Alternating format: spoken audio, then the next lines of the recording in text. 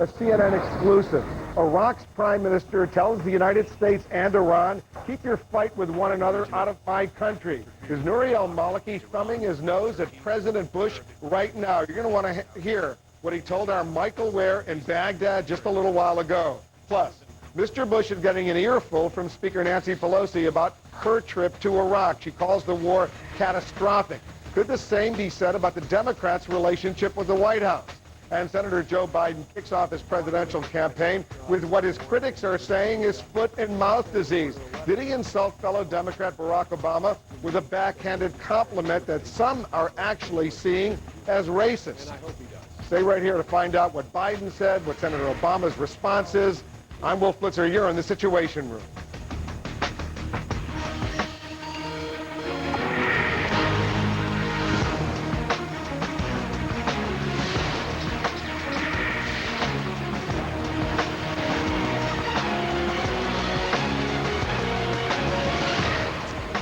We're going to update you on that bomb scare that has been happening over the past few hours in Boston. Several suspicious packages triggered fears, a traffic nightmare. We're standing by for a news conference. Top city officials, including the mayor of Boston, will detail what's going on. We're going to have that coming up right now. Authorities have determined it looks like the whole thing may have been a hoax. All of the devices that were found, for all practical purposes, turned out not to be explosives. We'll update you on that as we get more information. But let's turn now to our CNN exclusive.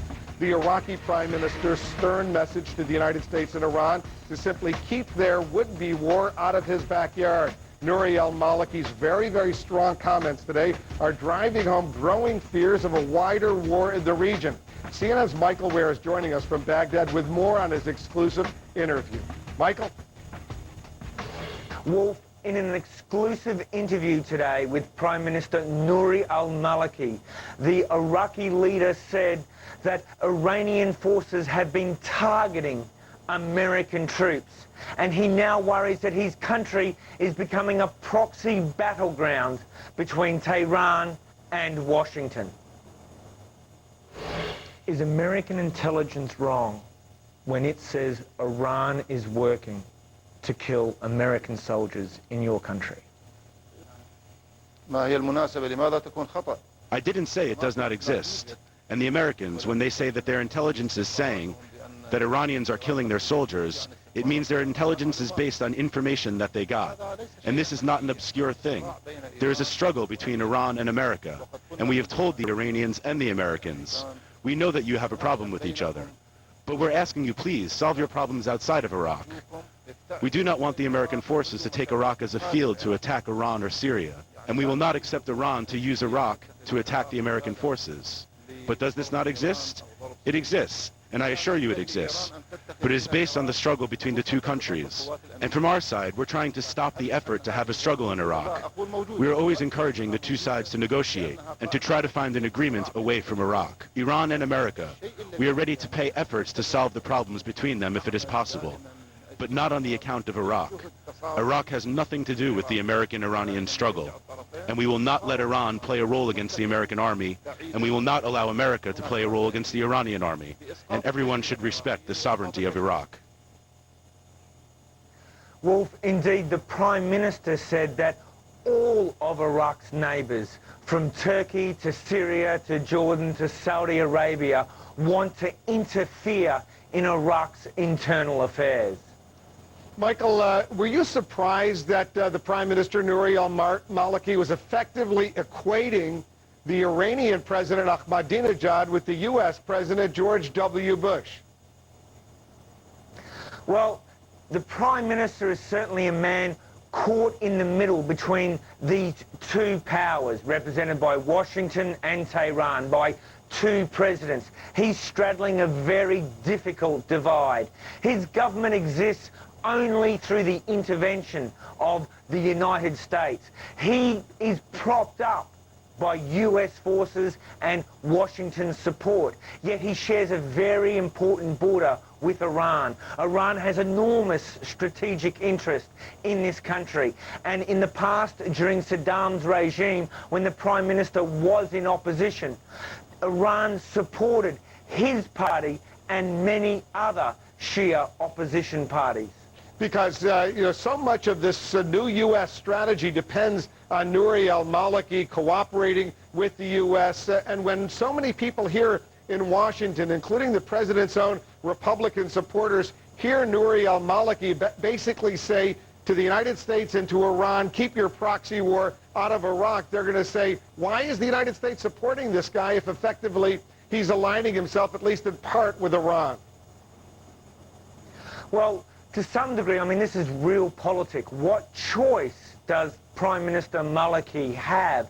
And certainly US officials and American commanders here on the ground have been saying since the beginning, since the invasion in 2003, that they recognise that, yes, Iran does have interests in Iraq, given its shared border and the cross-pollination of the Shia people over that border, and that also they would like to foster a healthy relationship between Baghdad and Tehran.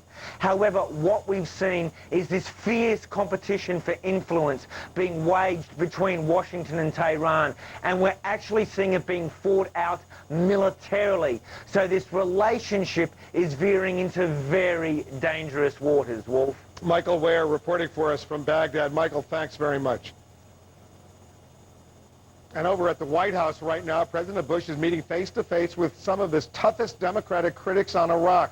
They include the House Speaker Nancy Pelosi and Congressman John Murtha. They're just back from a visit to Baghdad. At the same time on Capitol Hill, Republicans are fighting among themselves over various resolutions opposing a troop buildup in Iraq. Our congressional correspondent Dana Bash is standing by, but let's go to Ed Henry at the White House with the latest from there. Ed? Wolf, today the president was on Wall Street talking up the economy. He got a rock star reception when he walked on the floor of the New York Stock Exchange. It's sort of a novelty for traders to see him there. It's a rare appearance, but no such luxury for the president back here at the White House. Much more hostile reception from Democrats and Republicans alike. A lot of pressure, obviously, still on Iraq, even as the president tries to talk about the domestic agenda. As you noted, right now, the president huddled here at the White House behind closed doors with Speaker Nancy Pelosi, Democrat John Murtha, other lawmakers who were just on this bipartisan delegation fact-finding mission to both Iraq and Afghanistan. Speaker Pelosi has already called the situation, what she saw on the ground, catastrophic. Senior Democratic aide saying that Speaker Pelosi planning to be, quote, blunt but polite to the president about exactly what she saw. So he's clearly going to get an earful, Wolf. Do we expect the president to be reaching out to Democrats a little bit more assertively in the coming days and weeks? Yeah, as we first reported last night, the president finally agreed last night, after a lot of back and forth with Democratic leaders, he's going to create this sort of bipartisan informal panel that's going to do more consultation. That had come after the president said he wanted to do more of that, but after Democrats said, look, there have been meetings here at the White House, but they don't really feel like they're being listened to. They feel like the president already had his policy to send more troops to Iraq, and he wasn't really hearing criticism. I think, given the fact he's on the defensive now, Democrats are expecting a lot more consultation, Wolf. And stand by. I want to go to Dana Bash up on Capitol Hill. Republicans seem to be fighting amongst themselves emotionally, Dana. Very much so. You know, before November's election, the storyline here on Capitol Hill was about Democrats divided over Iraq. Now it is Republicans divided, and the intensity of that disagreement had been pretty much behind closed doors. But, Wolf, today it spilled out into the open. President Bush's allies are so worried that resolutions opposing his Iraq plan could pass, they're not waiting for next week's formal debate to start slamming them. Do not throw mere words out that have no concrete effect except undermining our troops and emboldening the enemy. Our responsibility is to sell it to the American people, not just to criticize, not to come up with resolutions that don't mean anything, intended to embarrass the president. Preemptive strikes, not just aimed at Democrats, but at fellow Republicans, meant to pressure GOP senators not to vote against the president. Comments like that are really inappropriate. Instead, it is intensifying the deepening discord within the Republican Party. Susan Collins is one of 4 GOP senators co-sponsoring a resolution that opposes sending more troops to Iraq. The vast majority of those of us serving and in leadership roles on this debate feel very strongly, are not motivated by political purposes. But when GOP Senator Jim DeMint was asked if he thinks fellow Republicans, including former Armed Services Chairman John Warner, are really trying to embarrass the president, he said, quote, it's clearly not an act of leadership. Bush allies admit there is less pressure on GOP lawmakers to stand with the president. The president has the bully pulpit of the office of President of the United States, but I think in many ways the American people have sort of chosen up sides on this issue and are not listening. Texas Senator John Cornyn has proposed one of several measures supporting a troop increase as long as Iraqis meet their commitments. John McCain is authoring another intended to lure skeptical Republicans away from condemning the president, a resolution establishing a series of benchmarks for the Iraqis. While Senator McCain's resolution will lay out benchmarks, it will not provide any indication of what would happen if the Iraqis don't comply or consequences if they don't as well. Now, many Republicans say that they're very, very skeptical of the Iraqi government. Therefore, they don't think that resolution will have that kind of impact. But Wolf, Senator McCain told us today that he is reluctant to put any consequences in his resolution, saying it's too complicated. But he says he's confident he'll be able to assess whether Iraqis would comply with the benchmarks that he intends to lay out. Wolf? Dana, thank you for that. We're going to check back with you as well. Lots of commotion up on Capitol Hill right now. And Dana, by the way, and Ed Henry, as you know, are part of the best political team on television. And remember, for the latest political news at any time, check out our political ticker at CNN.com/ticker. Let's go to Jack Cafferty. He's part of the best political team on television as well. Jack? Why, thank you, Wolf. This probably doesn't come as news to you, but it's been confirmed now that the United States has wasted tens of millions of dollars in Iraq reconstruction aid. There's been an audit by a special inspector general. Get this. The United States paid $44 million for a police training academy. It's never been used, and the building stands empty, has been for months. The price included $4 million for 20 VIP trailers and an Olympic-sized swimming pool. These items were ordered by the Iraqi government, never authorized by the United States. Put an Olympic-sized pool in there while you're doing that. We have spent $36 million on weapons that we can't account for. Vague invoices and things like that. Body armor, armored vehicles, communications equipment. We don't know what happened to this stuff. $36 million worth. Remember the Baghdad Police College? $73 million of your money, my money, down the toilet for that debacle. The construction was so bad that at one point there was raw sewage dripping from the ceiling in the living quarters. This is when the building was brand new.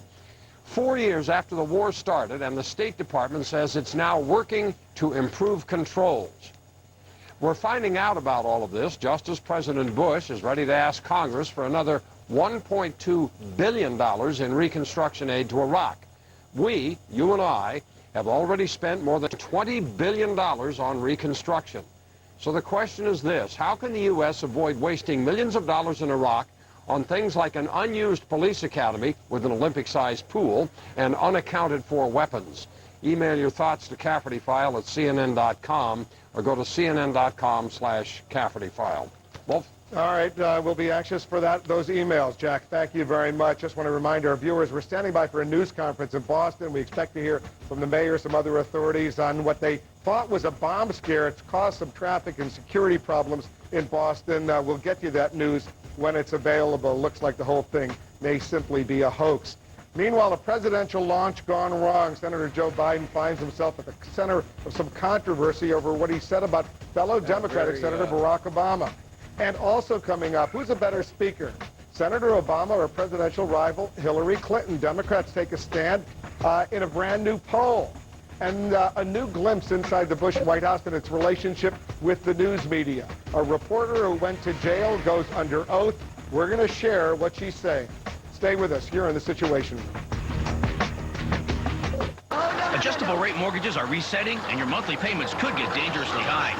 Refinance your first mortgage today, and we'll guarantee the lowest price or give you $500 in cash. Call now before your mortgage payment climbs any higher. Lending Tree. When banks compete, you win. Are you picking up the kids? Well, I thought you were going to, honey, but I can't, which means that I'm going to have to cut my day short. Hon? If a call is dropped with a long-winded talker, chances are they haven't noticed this. Drop call etiquette says call the person back immediately. Act like you heard what they said. Then let them continue their conversation. Domination with minimum interference. Or you could just switch to the network with the fewest dropped calls. Now get the new Red Sync for Valentine's Day. Singular is now the new AT&T. Your world delivered. If you want all the nutrition of a bowl of instant oatmeal to go,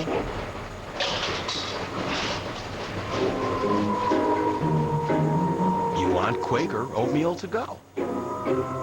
It feels like I get this same cold every year. So I got the same nighttime medicine I always get, but I was still congested. So it wasn't the same. Many cold medicines have changed. NyQuil no longer has a decongestant. New Tylenol Cold does. It helps relieve more of your worst cold symptoms, and it helps you sleep. It's one more step towards a pain-free world. Stop. Think. Tylenol Cold.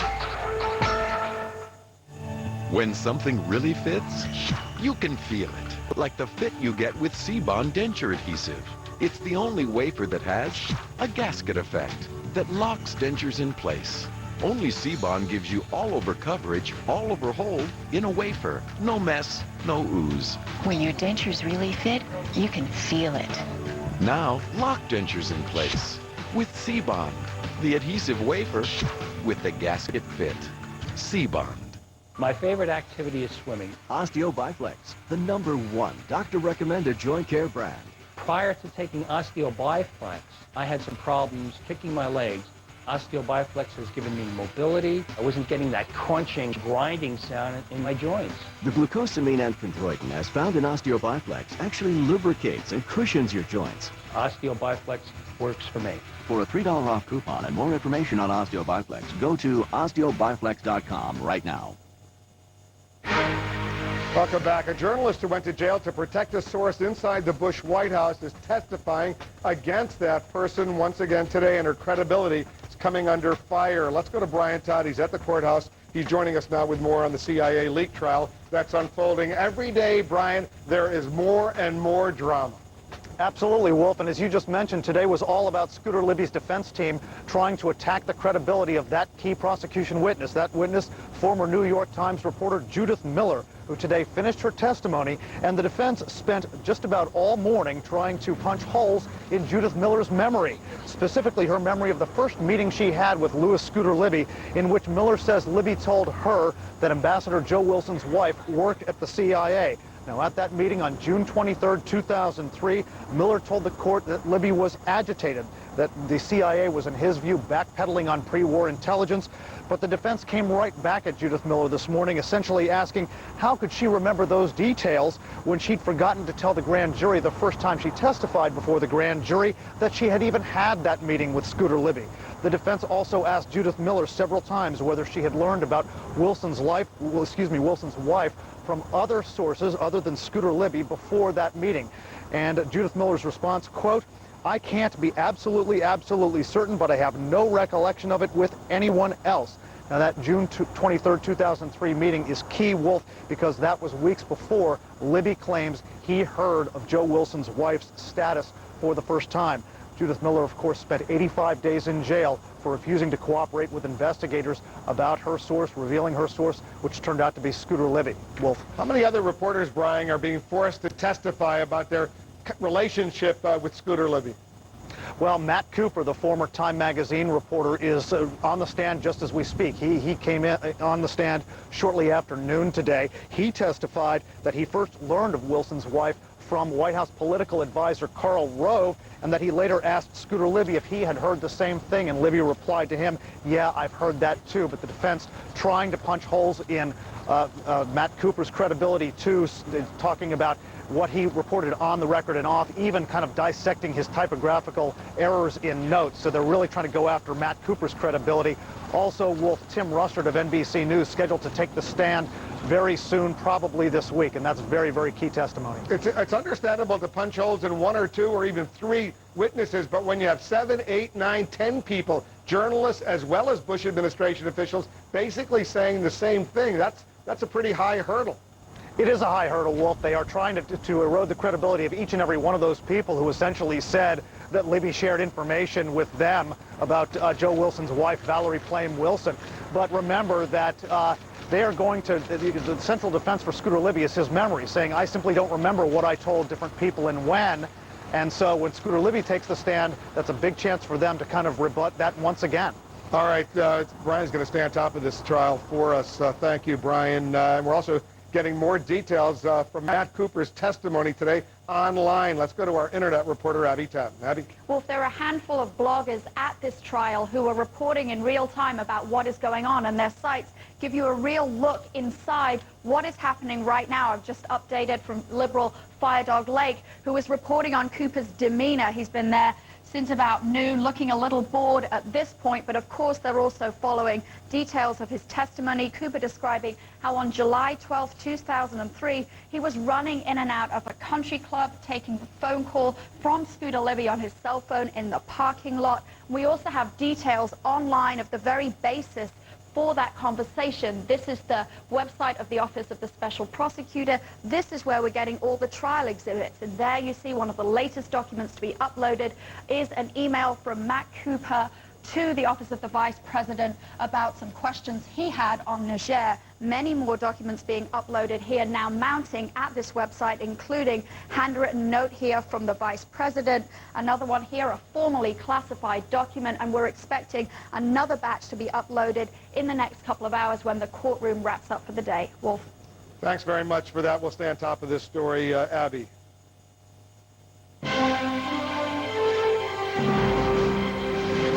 And this just coming into the Situation Room. We're just getting word that Senator and presidential hopeful Hillary Rodham Clinton will postpone a trip to New Hampshire this weekend because of the illness of her stepfather-in-law, Dick Kelly. We're going to continue to watch this and see her schedule. We of course, wish him a speedy recovery. Just ahead, does Senator Barack Obama think he was insulted by his White House rival, Senator Joe Biden? New details on this dust-up. It's muddying Biden's campaign kickoff. And is Iraq a winning issue for Democrats and a loser for Republicans? It's trench warfare that could decide the 2008 election. Much more coming up. Stay with us here on The Situation.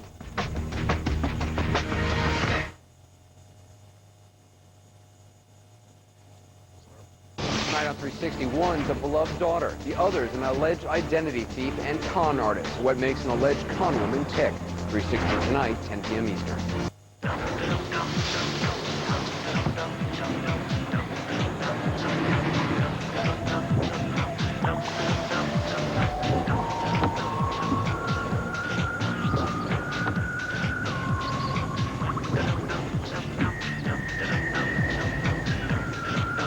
Cars are fun.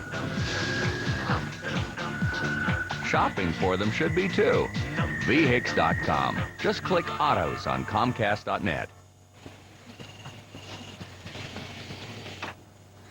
So you were out sick yesterday?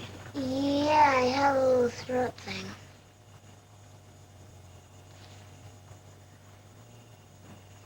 You were watching Blue's Clues, weren't you? Heard the mail time song like 8 times. The Nick shows your kids are talking about. Ready to watch anytime. On demand with Comcast Digital Cable. It's Comcastic. Let's get to the truth. It's time for answers. Lou Dobbs tonight, CNN 6 Eastern.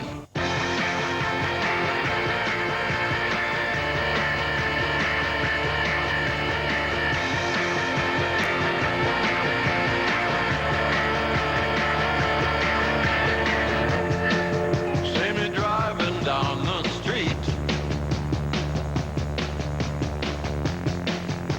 I'm bored with looking good.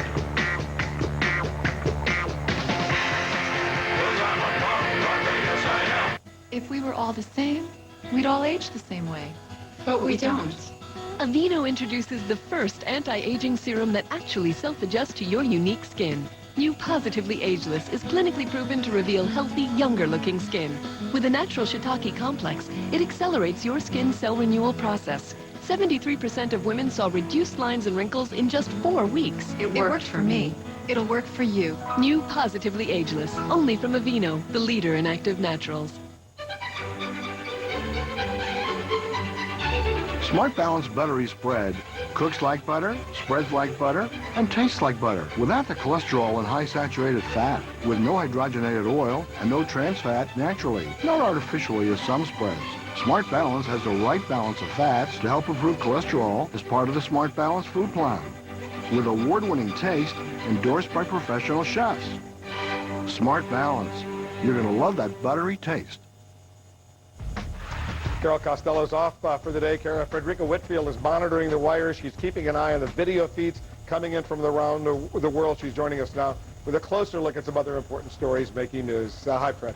Hello to you, Wolf. Well, it could be as early as today that the leaders of the Senate Judiciary Committee get their hands on key documents surrounding the government's so-called warrantless surveillance program. Attorney General Alberto Gonzales today announced plans to turn the information over to Senators Patrick Leahy and Arlen Specter. Leahy and Specter have been demanding for months to see the secret court documents that led to the reversal of the controversial intelligence program. And this today, a leading London-based security think tank says Iran is only 2 or 3 years away from being able to build a nuclear bomb. The International Institute for Strategic Studies says Iran is on track for producing 3,000 centrifuges to create weapons-grade uranium by the end of March. In its annual publication, The Military Balance, it does say domestic opposition to nuclear development efforts may help to slow the process. And new movement today in the global war on terror. British police staged a series of early morning raids, they say, thwarted what they call an Iraq-style abduction. The raids in Birmingham, England, netted the arrests of 9 men. A source tells CNN the plot centered around the torture and beheading of a British Muslim soldier who recently returned home from Afghanistan. The soldier was not identified. And then this message today from the travel industry to the U.S. government. Tourists are not terrorists and should not be treated as such. Industry leaders meeting in Washington called on the feds to take steps to reverse the steep post-9/11 decline in overseas travel. They say travel to the U.S. has fallen 17% in the past 5 years, and U.S. travel abroad is off 9%. Wolf? All right, thanks very much. I want to go to Boston right now. The police chief there is meeting with the reporters, explaining what was going on. A traffic nightmare as a result of some sort of scare. Let's listen in. As a result of the investigation, I'd like to remind citizens to treat any suspicious devices with care and to call 911 if any such device is found. I'd like to introduce Governor Patrick. Governor. Commissioner, thank you. I think we are all relieved that the devices found so far have proven to be hoax devices. We are very gratified by the prompt and professional response of all of law enforcement, the commissioner and the mayor and his team, the transit police from the the state police, working cooperatively with the ATF. And we're very, very gratified that the response has been as prompt, as professional, and as cooperative as it has been. The investigation continues. There is more information to be developed, but I think we feel at this point that there is not a reason for anyone to panic, but there are reasons for us to be vigilant. And as I say, we are relieved and pleased that none of the devices have so far been found to pose a threat to public safety. And I want to commend all of the leaders and members of law enforcement represented here with me and the Lieutenant Governor and Secretary Burke for the cooperation shown in pursuing today's events. Mr. Mayor? Thank you. Thank you, Governor. Early this morning, I received a call from Commissioner Davis of a suspicious bomb in Sullivan Square in Cambridge.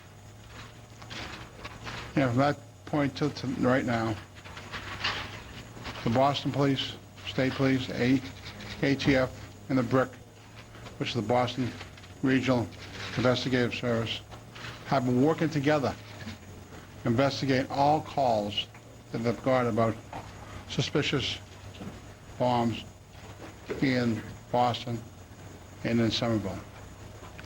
I just want to say that every one of those so far has been investigated.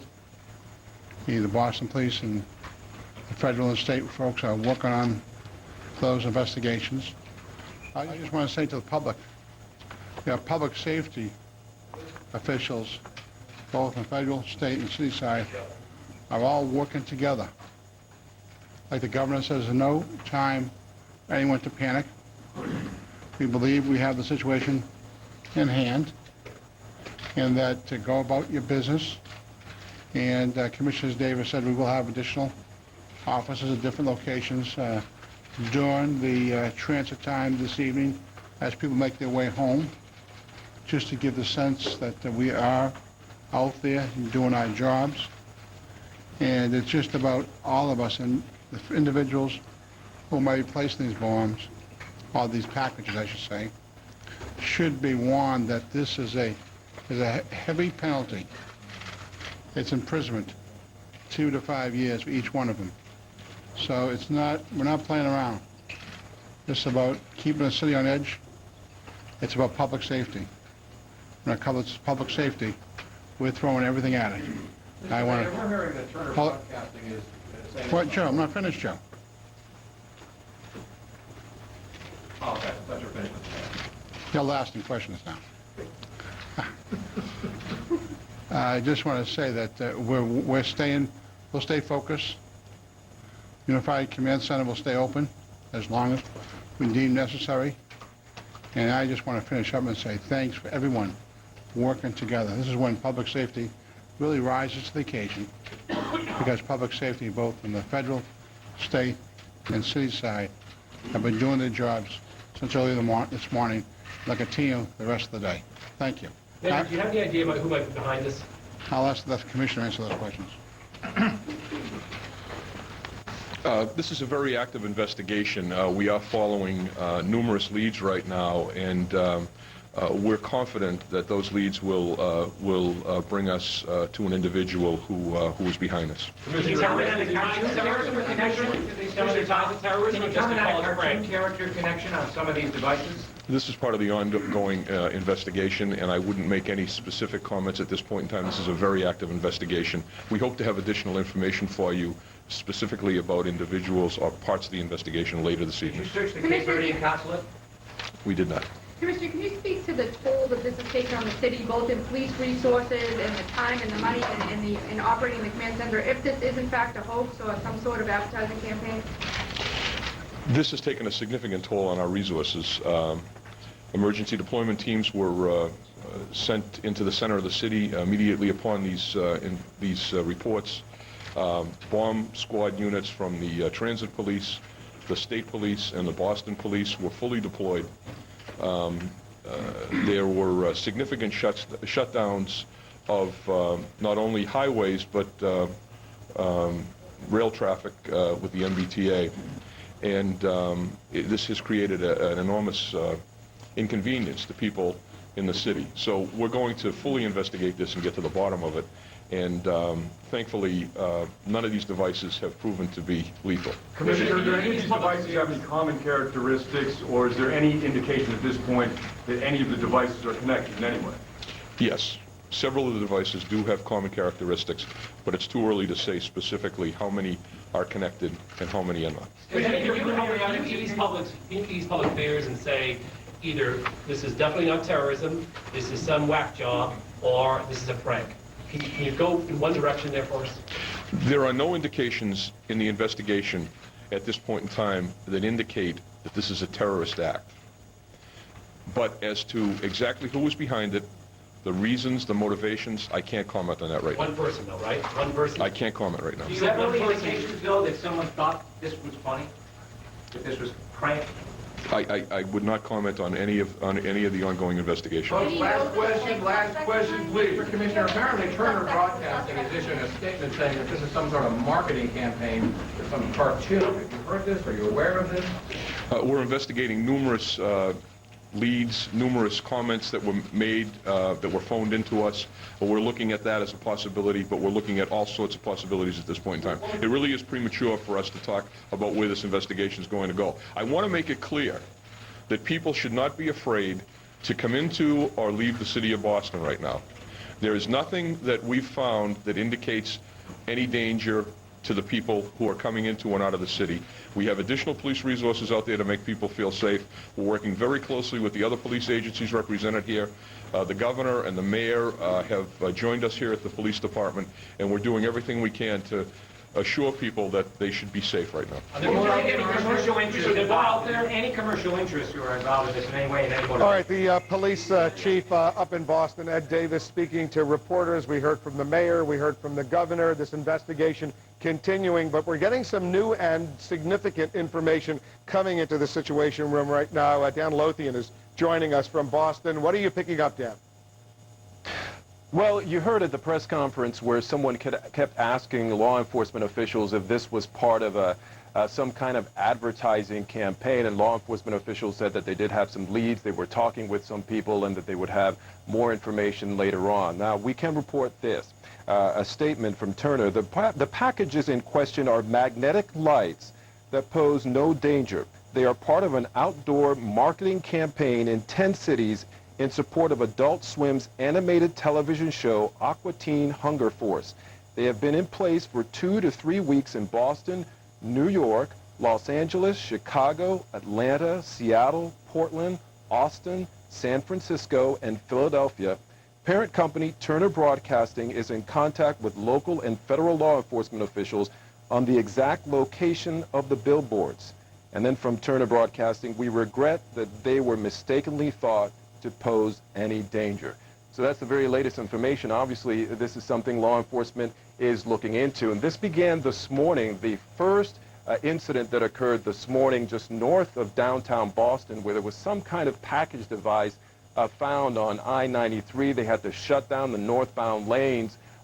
They brought in bomb teams, exploded that device safely. Officials saying at the time that it was not an explosive device. And then throughout the day, we saw these other devices, at least 5 of them, if not more, showing up across the city. So it looks like this may just be a huge misunderstanding. Some advertising devices put out at these billboards in these cities, part of a promotional campaign for the Cartoon Network's Adult Swim animated television programs. That's what it looks like based on the statement from our parent company, Turner Broadcasting. Deb Farrick's getting some more information as well. Deb, what are you picking up? Well, Wolf, we can tell you that apparently this was done by a third-party marketing campaign. Interference marketing is what we are being told. According to intelligence sources, the device itself was a circuit board about 15 by 12 inches long with a character put together by LED light bulbs, almost like the light brights that you may remember. It was powered by 4 Duracell batteries. We actually were able to call up an image of that device on a blog, makezine.com. It tells exactly how to make these things. So whether that was something that was put out by the marketing campaign, but that is the image that was appearing. And when we went on the blog, we even found somebody that said, I saw the same thing up in Seattle. So this has been out there for a little while. That posted about a week ago. Wolf? And our parent company, Turner Broadcasting, is in contact right now with federal and local law enforcement to try to work this out. Clearly, apparently, at least, a major misunderstanding. These packages, as they were described, magnetic lights that pose absolutely no danger, but law enforcement authorities clearly taking no chances whatsoever. We're going to continue to follow this, but it looks like a major misunderstanding caused this scenario to unfold in Boston. Still to come, Senator Biden's underdog race for the White House stumbles out of the gate. Is the chairman of the Foreign Relations Committee suffering from what his critics are calling foot and mouth disease? Mary Snow will have a live report. And will the war in Iraq be the cloud hanging over the GOP's head for generations to come, or will Democrats overplay their hand? Bill Schneider's analysis straight ahead. Stay with us. You're in The Situation. Let me tell you about a very important phone call I made. When I got my Medicare card, I realized I needed an AARP Medicare Supplement insurance card too. One simple call gave me the chance to talk with a personal health insurance advisor Who answered all my questions about Medicare Supplement plans, so I could understand it all. After I called, I was able to choose the plan that was right for me. If you're already on or eligible for Medicare, call now to find out how an AARP Medicare Supplement Insurance Plan, insured by United Healthcare Insurance Company, helps you pay some of the 20% of your medical expenses not covered by Medicare Part B. That can save you from paying thousands of dollars out of your own pocket. These are the only Medicare Supplement Insurance Plans exclusively endorsed by AARP, a name you trust. When you call now, we'll send you this free information kit with all you need to enroll, so you can join the millions of people who've already trusted us for their Medicare supplement insurance. Plus, we'll send you this free guide to understanding Medicare. The prices are competitive. I can keep my own doctor and choose my own hospital. And I don't need a referral to see a specialist.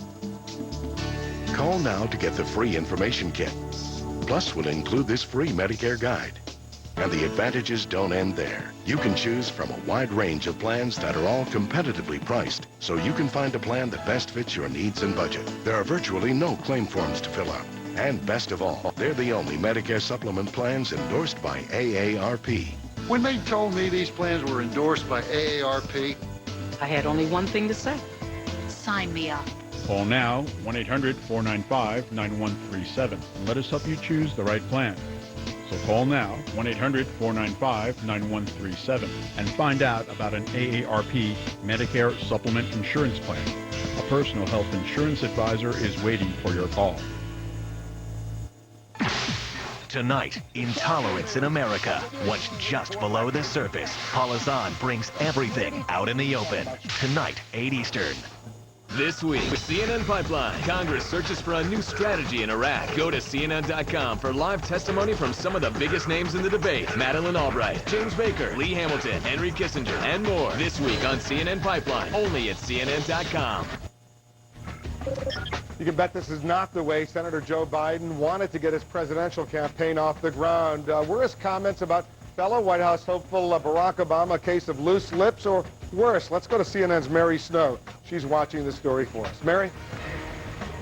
Biden was eager to talk about foreign policy, but he found himself having to explain comments he made about Senator Barack Obama. I'm running for president because... On the very day Senator Joseph Biden launched his 2008 presidential campaign, controversy kicked in. In an interview with the New York Observer, questions were raised when he used the word clean to describe fellow Democratic presidential contender, Senator Barack Obama. Here's what he said. I mean, you got the first sort of mainstream African American who is articulate and bright and clean and a nice-looking guy. I mean, that's a storybook, man. Yeah. And what does Senator Barack Obama think of that? I mean, you'd have to ask Senator Biden what he was thinking. I don't spend too much time worrying about what folks are talking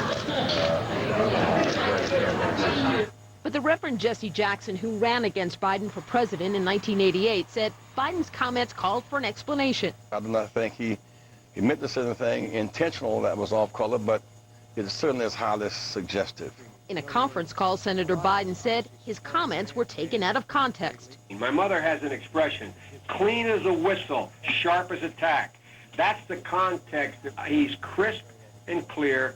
It's classic Joe Biden. It's really history repeating itself. Biden dropped out of the 1988 presidential race following charges he plagiarized a speech of a British Labour Party leader. And just last year, he caused controversy with comments that some had to hear for themselves to believe. The comments are still posted on the internet.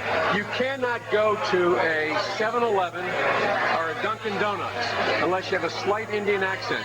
Biden later explained the comment, saying he was referring to a vibrant Indian-American community in the state of Delaware.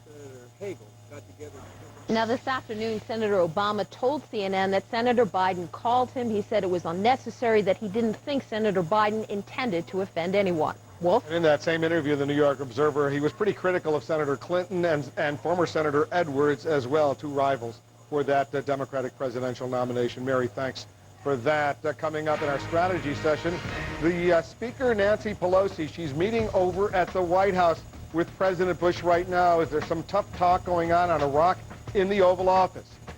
Babe Buchanan and Donna Brazil, they're standing by to join us right here. Stay with us.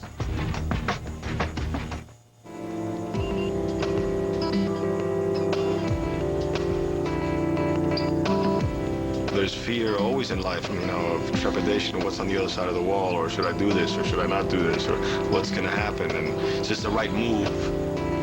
And the reality is, you have to be willing to fall, but you just have to make sure that you fall forward.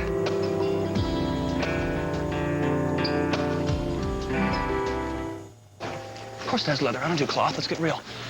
Oh, nice.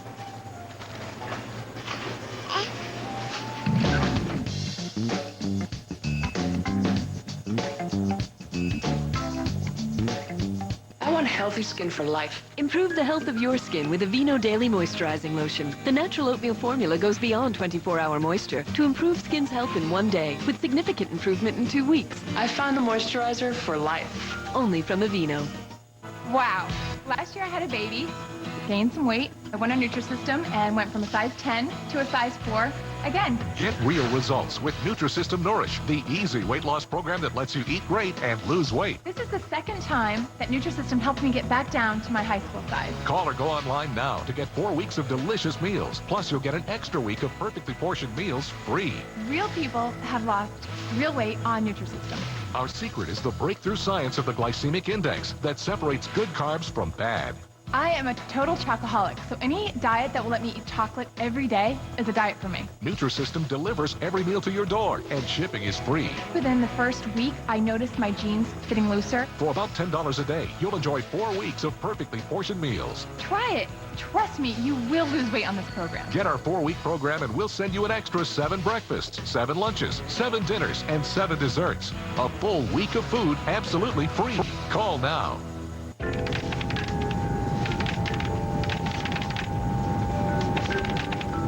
Keep wandering eyes off your laptop. Reassuring, removable 3M privacy filters. Find yours at 3mprivacyfilter.com. Hey, movie fans. As CNN covers the Oscar race, play CNN.com's Inside the Envelope. Make your movie predictions for a chance to win a home theater system. Log on to CNN.com/ITE now. Let's get some analysis now on Joe Biden announcing formally his run for the White House today in our strategy session. Democratic strategist Donna Brazil and her Republican counterpart, Babe Buchanan, the president of American Cause. What do you make of this? What a way for Joe Biden to formally start his run for the White House. You know, Wolf, I was shocked to read those comments. Look, I know Joe Biden. I believe his intentions are good. He has a strong civil rights record, but it came across pretty damaging. His first, major event, his announcement, and he stepped on his own story by criticizing Mrs. Clinton, Mr. Edwards, even making some weird remarks about, Al Gore and John Kerry. In the interview that appeared today in the New York Observer, but it's the comments about Barack Obama, where he says he's articulate and bright and clean and nice-looking guy, which I'm sure he meant in a good context, sure. But to some people that might be condescending, if you will. Oh, there's no question. If you read it as he said it, there is real question as to what it really means. Now, I agree with Donna. I think what he meant is clean cut, just like he said he meant. Everything around it was positive, but it's a major mistake as to what is he thinking? What is he comparing this to? Is he different in this way from Al Sharpton and Jesse Jackson, who have run before as black Americans? He really has a lot of explaining to do. I think it's enormously damaging to him, and it's unfortunate. But in fairness, he took on every single candidate. He took them all out. His opening interview, he knocks every present and former major Democratic candidate. How severe of a setback would this be, you think, for Senator Biden? I think it's going to continue to play across the board. Look, when he took on Barack Obama, that's one thing, but to take on Jesse Jackson, Al Sharpton, to take on those who also run for the presidency, they have a lot of support out there. So I think Senator Biden will clean up his comments, and I believe he's already talked to Barack Obama, and Senator Obama said he's not going to make a lot out of it. In fairness, America's looking for nice, candid, honest candidates. We got one here who likes to publicly assess his fellow Democrats. I say more credit to him. I'm memorizing all his lines as we go. How worried are Republicans right now with these various resolutions that are moving forward? Because we're hearing that there's really an emotionally driven divide among those Republicans? On both sides. It's extremely emotional. And there's no question those who do not want to see these resolutions go forward make an excellent point in the sense that they feel that this will indeed hamper, undermine the efforts of General Petraeus over there in Iraq. Obviously, no one in this country wants to see that happen.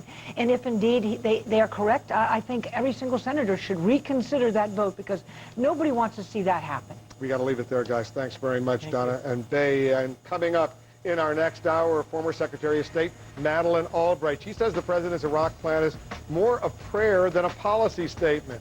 Also coming up, how can the U.S. avoid wasting millions of dollars in Iraq on things like an unused police academy and unaccounted for weapons? Jack Cafferty with your email right after this.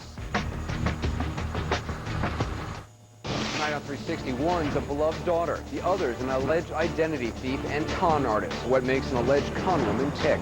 360 tonight, 10 p.m. Eastern.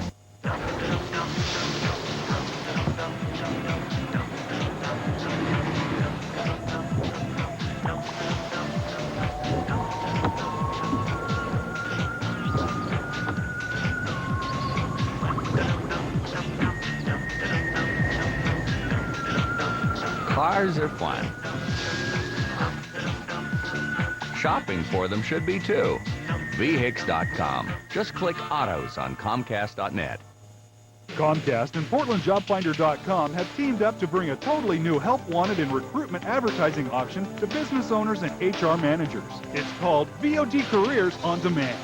Now, when you post a job on PortlandJobFinder.com, you can also elect to have your ads uploaded to Comcast Digital Channel 888. Recruitment advertising was revolutionized on the internet, and now it gets even better when your job is available for viewing in hundreds of thousands of Comcast digital cable homes in the Portland area. Think your pets are safe from fleas and ticks in winter? Think again.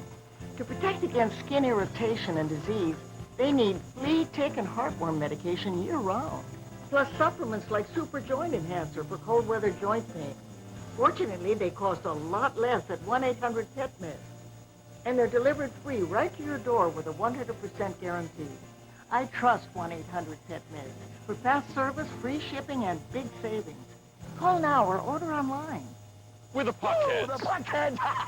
We're hardcore and we will not miss a game. But the only way we can see our favorite team is to go city to city and catch all the action. All the action! Thanks, Bob. Yeah, we're not like those fair weather hockey fans who've got some kind of fancy schmancy NHL center ice package so they can watch all the action at home. All the action! At home?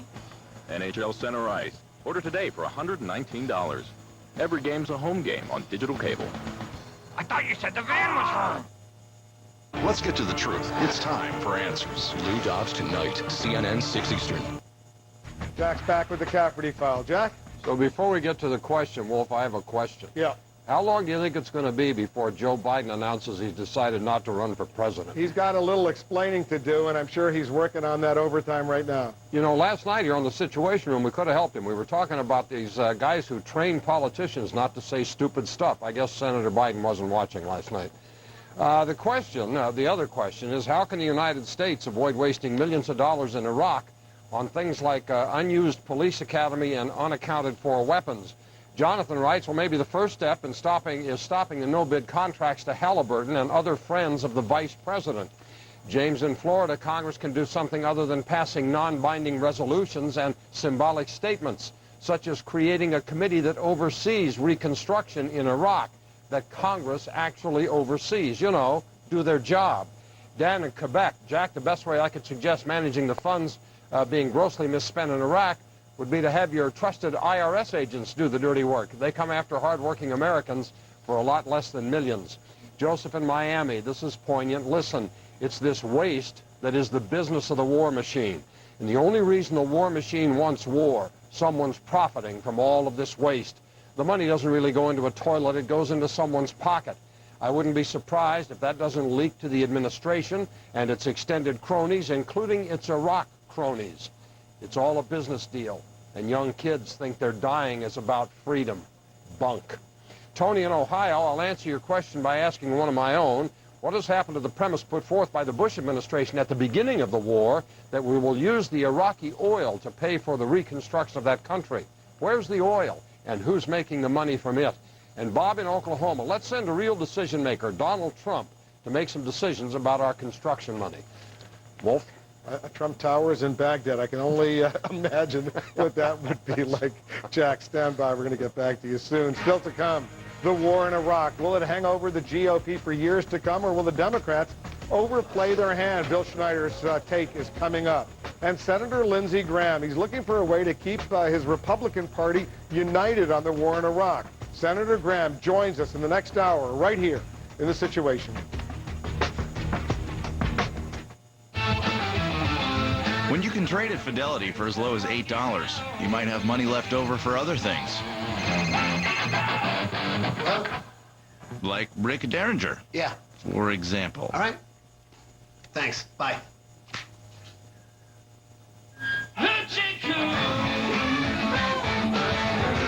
Fidelity's got low-cost trading and low margin rates. What's your online broker got? Fidelity. Smart move. I'm here to talk about the Sprint network. Assisting me is Henry Alshman, attorney. Sprint has the largest voice calling area and the largest mobile broadband network. No one has a more powerful network. It even protects us from meteors. Well, that's the word on the street. For a limited time, get the Red Moto Razor for $29.99. Sprint. Power up. Let me tell you about a very important phone call I made. When I got my Medicare card, I realized I needed an AARP Medicare supplement insurance card, too. One simple call gave me the chance to talk with a personal health insurance advisor Who answered all my questions about Medicare supplement plans. If you're already on or eligible for Medicare, call now to find out how an AARP Medicare Supplement Insurance Plan, insured by United Healthcare Insurance Company, helps you pay some of the 20% of your medical expenses not covered by Medicare Part B. That can save you thousands of dollars. These are the only Medicare Supplement Insurance plans exclusively endorsed by AARP, a name you trust. When you call now, we'll send you this free information kit, plus this free guide to understanding Medicare. I can keep my own doctor and choose my own hospital. and I don't need a referral to see a specialist. Call 1-800-673-4168 now. A personal health insurance advisor is waiting. On the next CNN Special Investigations Unit, you pay for insurance, lose everything, get back nothing. You're denied. CNN demanded answers. The town that fought back. CNN Saturday and Sunday night, 8 Eastern. Closed captioning provided by Head On. Head On applied directly to the forehead. Head On. Apply directly to... Head On. Apply directly to the forehead. Head On. Apply... Head On. I hate your commercial, but I love your product. Head On is available without a prescription. In Iraq right now, lives are on the line, including those of American troops. The political stakes pale by comparison, but they will be a critical part of the legacy of this war and of President Bush. Our senior political analyst, Bill Schneider, standing by with more. Bill? Wolf, could the Iraq issue change the long-term political landscape? It is a possibility.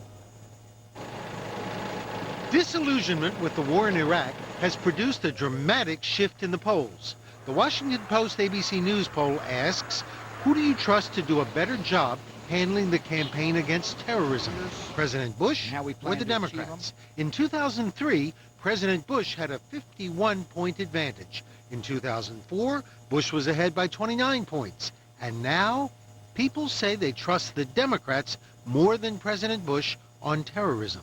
Republicans won the 2002 and 2004 elections as the Daddy Party, the party that would do a better job protecting the country. But it didn't work in 2006. In 2002, Republicans had a 35-point lead over Democrats on handling terrorism. Now the parties are virtually tied. That gives Democrats an opening, but they can't make the same mistakes they made in the 1970s. Then anti-war sentiment made the Democrats look weak on national security. The loss of Vietnam, followed a few years later by the Iran hostage crisis, made Americans feel vulnerable. Enter Ronald Reagan and a new era of Republican dominance. Now Democrats are trying to make it clear that opposition to the war in Iraq does not mean weakness in the war on terror. The public no longer believes the war in Iraq is part of the war on terrorism. The best way to fight the war on terror, Democrats argue, is to get out of Iraq. Our Iraq-centric policies are hurting our ability to defeat the enemy that attacked us on 9/11. The Daddy Party may be in trouble.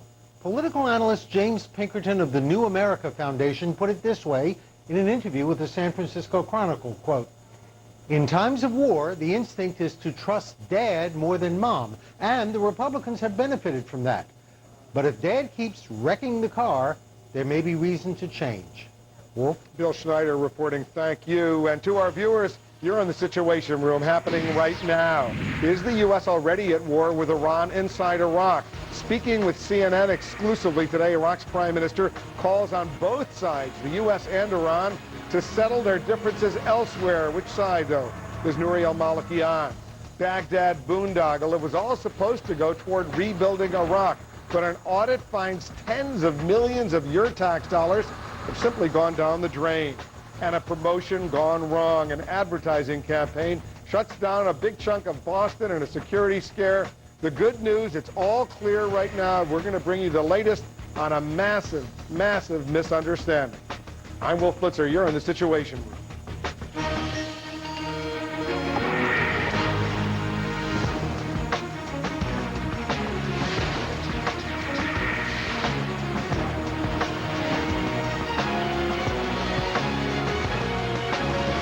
From high-tech weapons to highly sophisticated insurgent attacks that smack of outside help, are these the signs that Iran is already fighting it out with the United States in Iraq? An ominous new turn in the Iraq war, and now Iraq's leader is weighing in with some harsh words for both sides. Iran is Shiite, and we are Shiite, and we have many Shiites in Iraq.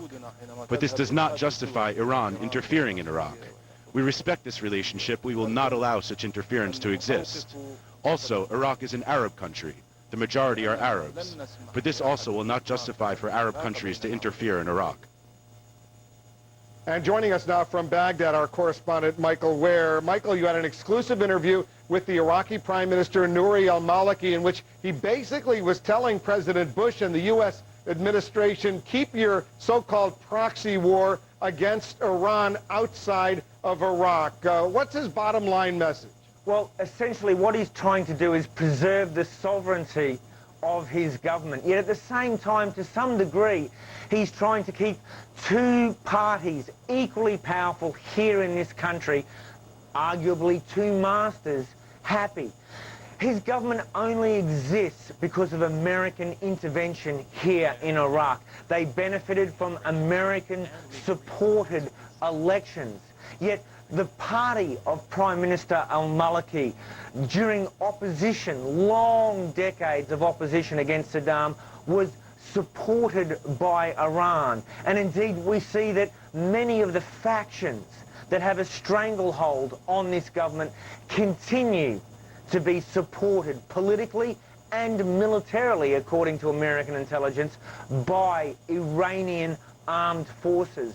So Prime Minister Maliki is in a very precarious position. However, what we see is that amidst this campaign of increasing American accusations against Iran with regard to its interference here in Iraq, we see the Iraqi Prime Minister siding with American intelligence. He says that, yes, Iran is working to kill American soldiers. Nonetheless, he says, take your rivalry and get it out of my country. He also said in the interview with you that he thinks he's stronger than any of the militias in Iraq, including Muqtada al-Sadr's Mahdi army. Is he right?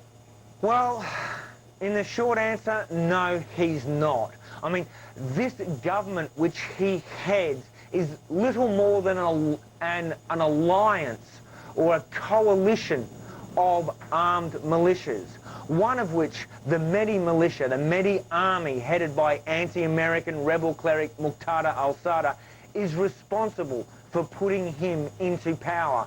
Now, it has been argued by American commanders and others that the Prime Minister has shielded Muqtada himself and his militia and their strongholds from American operations. Indeed, we saw during the recent State of the Union address President Bush calling on the Iraqi government to lift these unnecessary limitations on military operations. That was obviously a message regarding Muqtada al-Sadr and his militia. So this is a very, very difficult time, and we're seeing a lot of factors coming into play in a very difficult crunch right now. And he also told you, Michael, that he believes that he and the Iraqi government, the Iraqi military, can take over security operations, security responsibility for all of Iraq in 3 to 6 months. Now that sounds very, very ambitious. Is he right on that front? Oh, that's beyond ambitious, Wolf. I mean, whilst Washington is in a mood for withdrawal, and this message would very much be welcomed, the Prime Minister matched this claim with a challenge to America. He said, we can assume control in 3 to 6 months if America steps up the arming and training of our security forces. Yet these are security forces that are penetrated heavily by the Shia militias, which American intelligence says are linked to Iran. At the same time, the Prime Minister says, whilst he believes in the new strategy that has been devised between his government and the Bush administration, he nonetheless leaves the door ajar for the possibility that there may be a future need for an escalation, an increase in US troop numbers. And that's something people in America certainly do not want to hear. Good work today, Michael. Good to have you back in Baghdad. Michael Ware in an exclusive interview with the Prime Minister of Iraq, Nouri al-Maliki. Thanks very much. Thank you, Wolf. So was Iran behind that sneak attack that killed 5 U.S. troops in Karbala? U.S. officials say it may just be a tip of the iceberg. Let's turn to our senior Pentagon correspondent, Jamie McIntyre. Jamie, do officials say they have actual proof? Well, Wolf, not at this point, but they say, you know, where there's smoke, there's fire, and they say they have a lot more evidence that they've not yet revealed. A brazen attack on this Iraqi government center in Karbala almost 2 weeks ago is the latest incident in which anonymous U.S. officials are pointing an accusing finger at Iran. But Pentagon officials say it's only a suspicion based on the sophistication of the attack and concede there's no direct evidence to corroborate Iranian involvement, even as other U.S. officials claim a mountain of proof to support the more sweeping charge that Iran is backing several militia groups in Iraq with money, weapons, and expertise. The evidence is said to include computer files seized during a raid in northern Iraq last month, in which 5 Iranians were detained. The State Department promises once declassified, the evidence will be of smoking gun quality. We're going to do it in such a way that it is properly presented, it is clear, and that it is done in such a way that in presenting this information that we don't in any way jeopardize our ability to further collect information about these networks. The U.S. also wants to avoid an embarrassing repeat of Colin Powell's convincing but ultimately inaccurate WMD presentation to the UN back in 2003. I think the president is going to have a very, very tough case to make because of the past failures of his administration. Most of the evidence cited so far by the U.S. military consists of weapons found in Iraq but made in Iran. The list includes shaped charges used to make armor-piercing IEDs, detonation wire, rocket-propelled grenades, 82-millimeter mortars, and Katyusha rockets. So far, the evidence the U.S. has produced publicly, while incriminating, is circumstantial. Still, the U.S. says it has more evidence and can produce it if Iran doesn't back off. Wolf? All right, thank you, Jamie, at the Pentagon. Another story we're following, we're getting some new information on that story that was occurring in Boston, a series of bomb scares, which we now know were part of a promotion gone very wrong. Let's go straight to Deborah Farrick. She's in New York with the latest. Deb? Well, Wolf, we can tell you that this was part of an outdoor marketing campaign that was taking place in 10 cities across the country. The campaign was for the adult cartoon Aqua Teen Hunger Force that airs on CNN's sister company, Adult Swim. Now, according to intelligence sources, the devices were basically circuit boards, and those circuit boards had authorities running all over Boston today. They're about 15 by 12 inches. They had an outline made out of lights of a particular cartoon character called the Moonanite Marauder. He's an outer space delinquent. Now, Turner Broadcasting tells CNN that the marketing campaign was done by a third party, a company called Interference Marketing. They have no comment, but Turner Broadcasting did issue this statement earlier. They say that the packages in question are magnetic lights that pose no danger. They are part of an outdoor marketing campaign in 10 cities in support of Adult Swim's animated television show Aqua Teen Hunger Force. They have been in place for 2 to 3 weeks in Boston, New York, Los Angeles, Chicago, Atlanta, Seattle, Portland, Austin, San Francisco, and Philadelphia. The parent company, Turner Broadcasting, is cooperating with local and federal law enforcement on the exact locations of the billboards. The company is saying, we regret that they were mistakenly thought to pose any danger. So a lot of concern. All authorities were mobilized in the Boston area. A lot of different agencies working together until they could determine exactly what it was. The circuit boards had 4 batteries attached to them. So that was one thing that sort of sparked concern. Once they detonated the first, they realized there were others, and all of them similar. The cartoon character apparently holding up his finger, holding up his middle finger. Wolf? All right, Deb, thank you for that. Deb Farrick updating our viewers on that story. Jack Cafferty is in New York for the Cafferty File. Jack? Another question before in a post-9/11 world, what kind of a moron would think that that's a good idea to scatter stuff around in places like Boston and other big cities with batteries attached to it? I mean, you got to have some stuff on order that's lost in transit. The numbers are staggering. According to the United Nations, 34,000 Iraqis were killed just last year. Another 3.7 million of them either fled the country or left for other parts of Iraq, left their homes. 50,000 Iraqis a month flee their homes just inside the country. A lot of those people might like to come here, especially those folks who risked their lives helping the American forces fight that war. And you would think, since we were the ones who invaded their country and have caused a lot of their problems, that we would look a little more kindly on Iraqi refugees who wish to come here. Now, before I give you the number that the United States has admitted, keep this in mind. We have an estimated 12 million illegal aliens from Mexico in the United States, and they continue to enter the country at an estimated 3,000 a day. Okay? Ready? In the 4 years since the war in Iraq began, we have allowed a grand total of 466 Iraqi refugees to come to the United States. Now, using that logic, maybe we should just invade Mexico, because if you take the numbers for Iraq and apply it to Mexico, we could cut the invasion of illegal Mexican aliens from 1 million a year down to 100. Here's the question.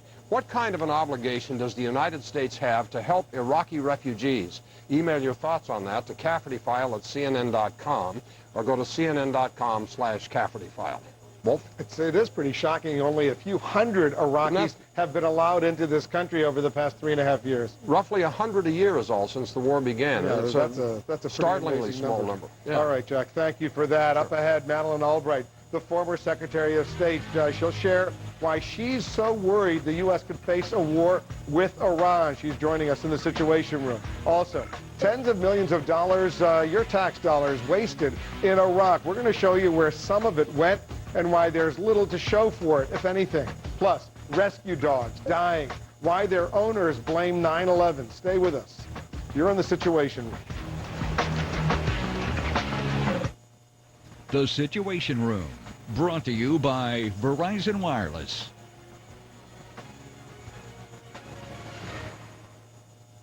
Let me show you how it works. Here's how it works. Get the nation's slimmest smartphone for only $99.99. The Q. With easy access to email and Windows Mobile. It's the stylish way to work. From Verizon Wireless, America's most reliable wireless broadband network. Verizon Wireless, it's the network.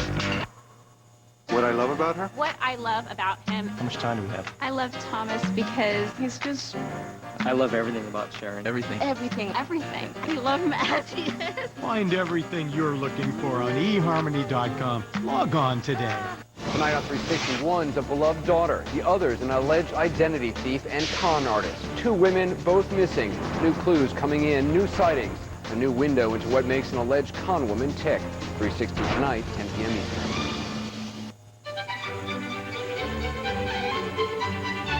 Smart Balance Buttery Spread cooks like butter, spreads like butter, and tastes like butter without the cholesterol and high saturated fat, with no hydrogenated oil and no trans fat naturally, not artificially as some spreads. Smart Balance has the right balance of fats to help improve cholesterol as part of the Smart Balance food plan, with award-winning taste endorsed by professional chefs. Smart Balance. You're going to love that buttery taste. Stop wasting my time. When you're a business owner, you don't just know the cost of doing business, you feel it. That's why Open created a smart new card that can help bring your costs down. Introducing the American Express Simply Cash Business Card, the only card that gives you unlimited cash back each month. Call 1-800-NOW-OPEN to apply. Simply Cash makes any gas purchase feel better, 5% better. Plus, it gives you 5% off wireless phone service and office supplies. It also gives you 1% back on virtually everything else. And it's easy. Your cash back appears each month on your statement automatically, with no limit to how much cash back you can earn. So call now for the fee-free Simply Cash business card. It's the only card that makes it this easy to put unlimited cash back into your business each month. We know what you want. That's why we're Open. How American Express serves small business. Is there a proxy war going on right now in Iraq between the United States and Iran? And what happens next? And joining us now, the former Secretary of State during the Clinton administration, Madeleine Albright. Madam Secretary, thanks very much for coming in. Good to see you, Will. If it's proven that Iranian agents were involved in killing American soldiers at Karbala or any place else, what should the United States do? Well, I think that is clearly compounds the difficulties of the situation. But what I'm concerned about is that it is very unclear to me what the administration's policy on Iran is.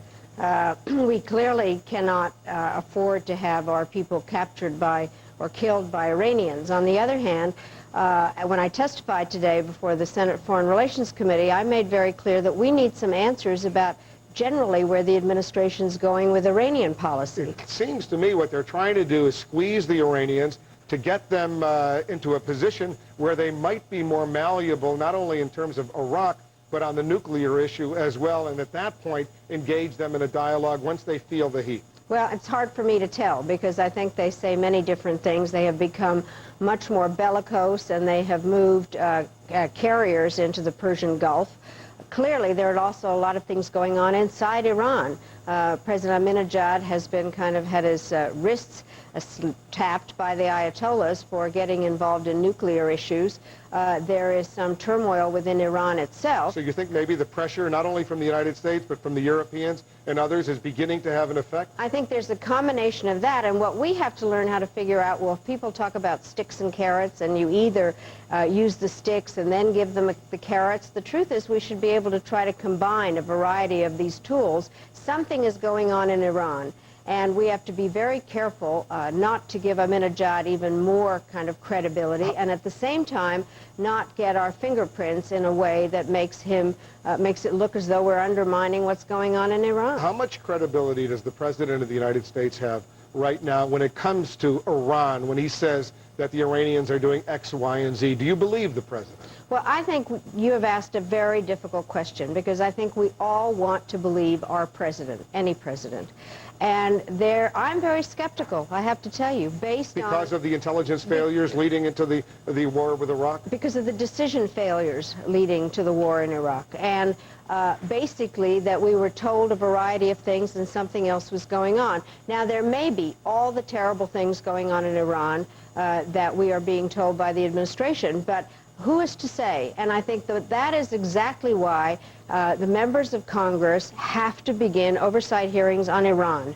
The issues about Iraq and the surge are obviously very important, but I think that before we open up a new front in an area that is already very dangerous, I think we need to know exactly where we are. And the truth is that when there are so many doubts about how we got into the war in Iraq and what the basic circumstances were, then unfortunately the president has put himself and the administration into a position where people are skeptical. Well, you speak about a new front. How worried are you that when all is said and done, there will be a military confrontation between the United States and Iran?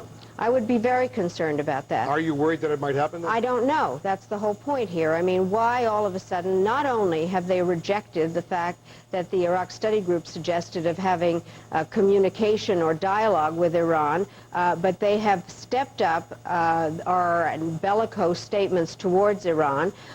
Secretary Gates has indicated that Iran's behavior is unacceptable.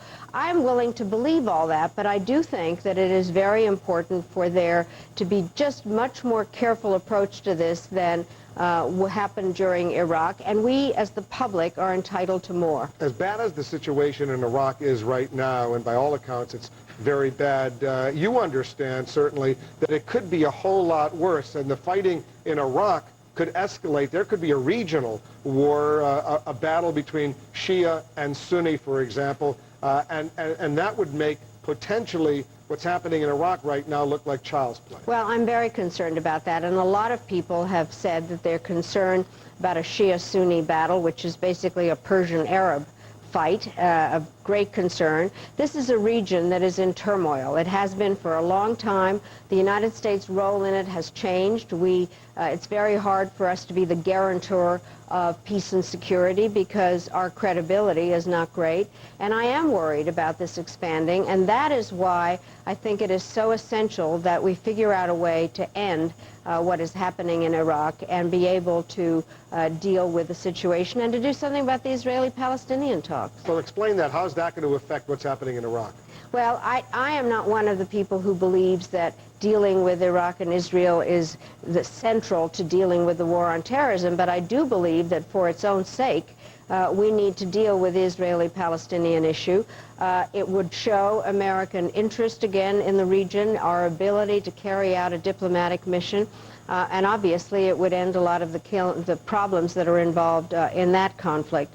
But we need to be actively involved. We need a surge in diplomacy. That's what we need at this stage. And I do think, given what you said about a regional war, I think, and others have recommended this, that we need to have a very robust regional conference in order to get others to buy into what's going on. This is not just something that is an American national interest. This is an international problem, and others need to be brought into it. We got to leave it there. Madeleine Albright, the former Secretary of State, thanks for coming in. Thanks, Will. And coming up this hour, we'll get a different perspective from Republican Senator Lindsey Graham. He supports the president's proposals to send more U.S. troops to Iraq. Also coming up, millions of aid dollars missing in Iraq, swallowed up by fraud and abuse. We're going to have details of a stunning new government audit. Plus, one of Osama bin Laden's relatives killed. We're going to have details of that as well. Stay with us. You're in The Situation. You pay for insurance, lose everything, get back nothing.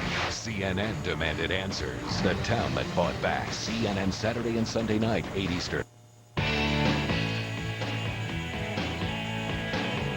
Send a Valentinogram to your special someone this Valentine's Day. Just $24.95, and all proceeds from the sale of Valentinograms will help fund Meals on Wheels to homebound seniors. Call 503-736-6325 to place your order, or order online at loavesandfishesonline.org.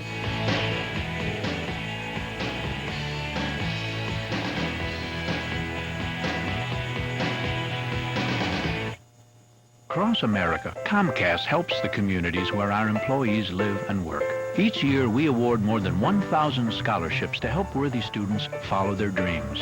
We provide $1 million to local reading programs, and over 30,000 volunteers participate in Comcast Cares Day each year. In these and many other ways, Comcast helps our communities far and wide, knowing that this makes our world a better place. Comcast, your neighborhood is our neighborhood. Let's get to the truth. It's time for Answers. Lou Dobbs tonight, CNN 6 Eastern. Giving the new Sierra more power doesn't make it professional grade. Giving it more power while making it more fuel efficient does. Introducing the all-new 2007 GMC Sierra. The only pickup that offers more than 300 horsepower and over 20 EPA estimated highway miles per gallon. That's professional grade. Today, for the first time ever, 90% of seniors have comprehensive prescription drug coverage. Millions of older and disabled Americans with peace of mind, thanks to Medicare's new prescription benefit. That's why leading newspapers say rushing to change Medicare would be a mistake. USA Today tells Congress put on the brakes. The Journal warns it's the last thing patients need. The Post says change is the wrong prescription. Medicare's prescription drug benefit, it's working for seniors. Good morning. Good morning. The thing is, aging doesn't happen one problem at a time. For me, first arthritis hit, then high blood pressure, and the Aleve I took for my arthritis pain, I learned it may interact with my prescriptions. It's a good thing I did my homework. The pure pain relief of Tylenol arthritis pain works all day, and when used as directed, has less drug interaction risk than Aleve. Absolutely, that's right. Very good.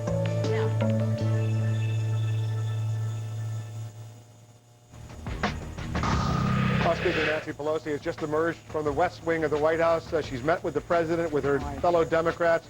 She says there's been a productive meeting. Speaker, a leader in the Republican Party, Congressman Hobson from Ohio, who is a leader on national security in the Congress, and the distinguished chairs, of the committees of jurisdiction and on appropriations, that joined by Congressman Murtha and Congresswoman Lowy.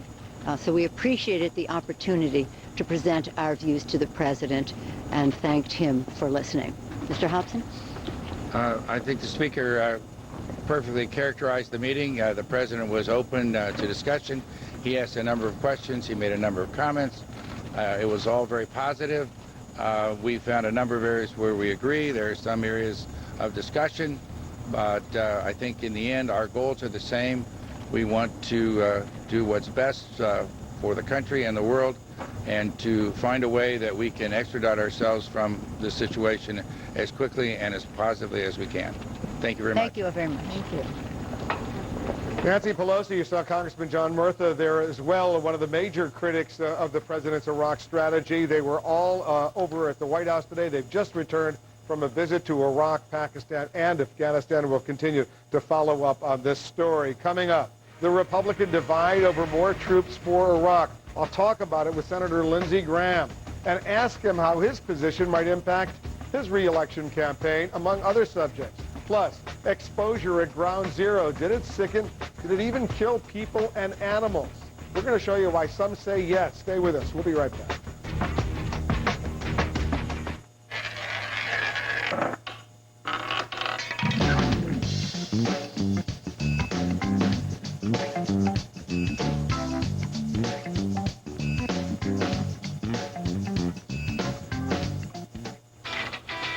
Want to know how I practice my blind shots?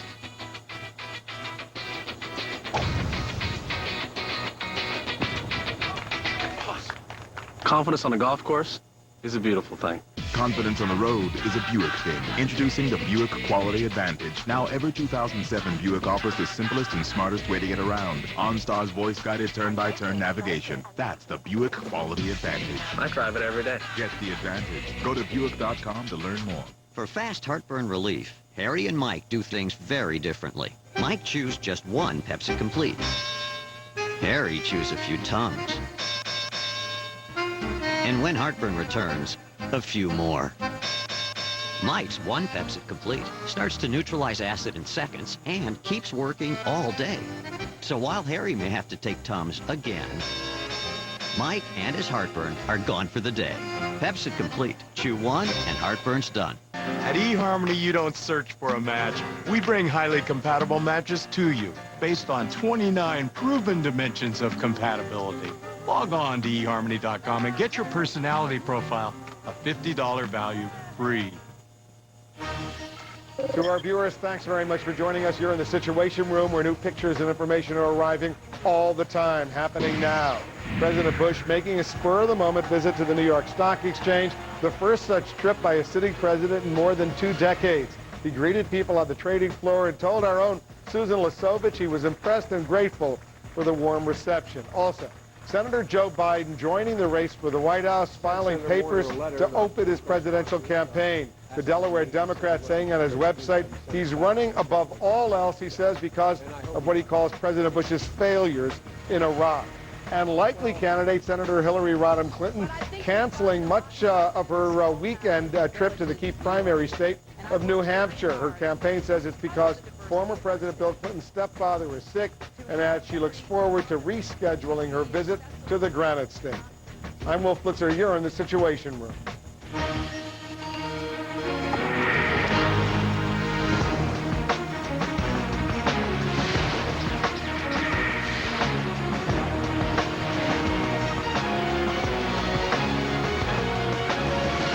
As we just saw, the president has met with the House Speaker Nancy Pelosi and other Democratic leaders who are just back from Baghdad. Pelosi indicates there are some areas of agreement, but the Bush administration is still battling Congress over a new strategy for Iraq.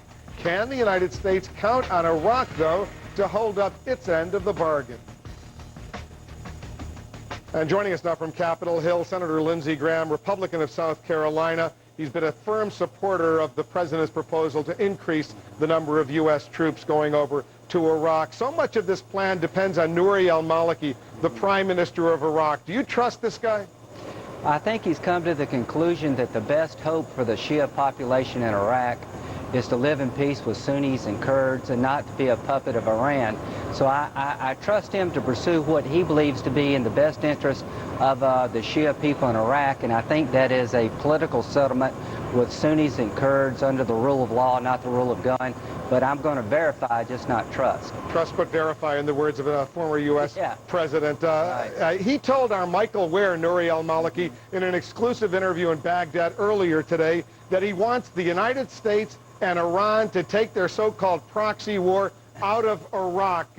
In effect, he was delivering what some would call moral equivalence, dictating to the United States and to the Iranians to simply get out of his country and fight their war someplace else. What do you make of this? Well, I think I share his goal of getting Iran out of Iraq to quit destabilizing his regime. He's living on a border that's very tense now. Here's what my take on things are, that in the next 6 months, they can't take over security without American help, but in the next 6 months, they can have an agreement sharing the oil revenue with the Sunnis. They can have local and provincial elections that would empower Sunnis and Kurds, and they could do a great step forward in terms of disarming the militia, and they could help us fight Iranian agents within Iraq. But the truth is that the Iranians are meddling in Iraq, not just so much to mess with us, but to make sure that no functioning democracy can emerge from the ashes of a dictatorship. Maliki needs to understand that the Iranian regime is no more supportive of him than they are Bush. He's got to get tough if this is to succeed with Muqtada al-Sadr, the anti-American radical Shiite cleric, the guy who controls the so-called Mehdi army, this militia. But his government, in effect, depends on the support from Muqtada al-Sadr. How does he balance that? Well, the future of Iraq depends on the choice that you've just described. What is Sadr's vision for Iraq? It's an Iranian theocracy where the three groups can really not live in peace, that you would have a Sunni-controlled, a Shia-controlled theocracy in the place of a democracy. What he has to tell al-Sadr is that you can come inside the political tent and have your say, but if your goal is to create a theocracy outside of a democracy, that you're not going to be allowed to succeed. Sadr is a demagogue. Every country has demagogues. The moderates need to stand up to the demagogues. But let me interrupt, Senator, because he's not just a demagogue. U.S. officials, military officers, General Ricardo Sanchez, the first U.S. military commander, he says this guy has American blood on his hands. Yes, he's killed a lot of American soldiers. Why not simply go pick him up, arrest him? Well, it's a sovereign nation. And we're hoping that we did deals with former Nazis to stabilize Germany and to counter the Soviet Union. I'm not suggesting that. Here's what I am suggesting, that the 30 votes that Sadr provides to the Maliki government come at a heavy price. Form a new coalition, deal him out politically. Let him know that there is no place under his control that the Iraqi army cannot go into. We need to marginalize Sadr militarily, politically, and economically. And if Maliki is not willing to do that, our chances of success in Iraq are limited. If he's willing to do that, Sadr will soon get the message. Sadr is now understanding you can't boycott democracy if Maliki is serious about marginalizing his militia. I spoke with Republican Senator Arlen Specter yesterday. He was here in the Situation Room, and he said he's never seen such emotion that was evident yesterday in that meeting of Republican senators with Vice President Cheney, given the confusion, the differences that so many in the Republican caucus have right now. Take us into that room. What was going on? Well, it was emotional in this regard. If the resolutions are non-binding, then that means the troops are going to leave. If you really believe this is a lost war and we shouldn't send anybody else to Iraq to get injured or to get killed, then you have the power as a senator or a congressman to stop the deployment by cutting off funding. If they do leave, any vote in a non-binding fashion that is a vote of no confidence in General Petraeus not only weakens the mission, it emboldens the enemy, in my opinion, and it's a vote of no confidence in a man that I have confidence in. And I respect my colleagues. We've screwed up Iraq 1,000 different ways.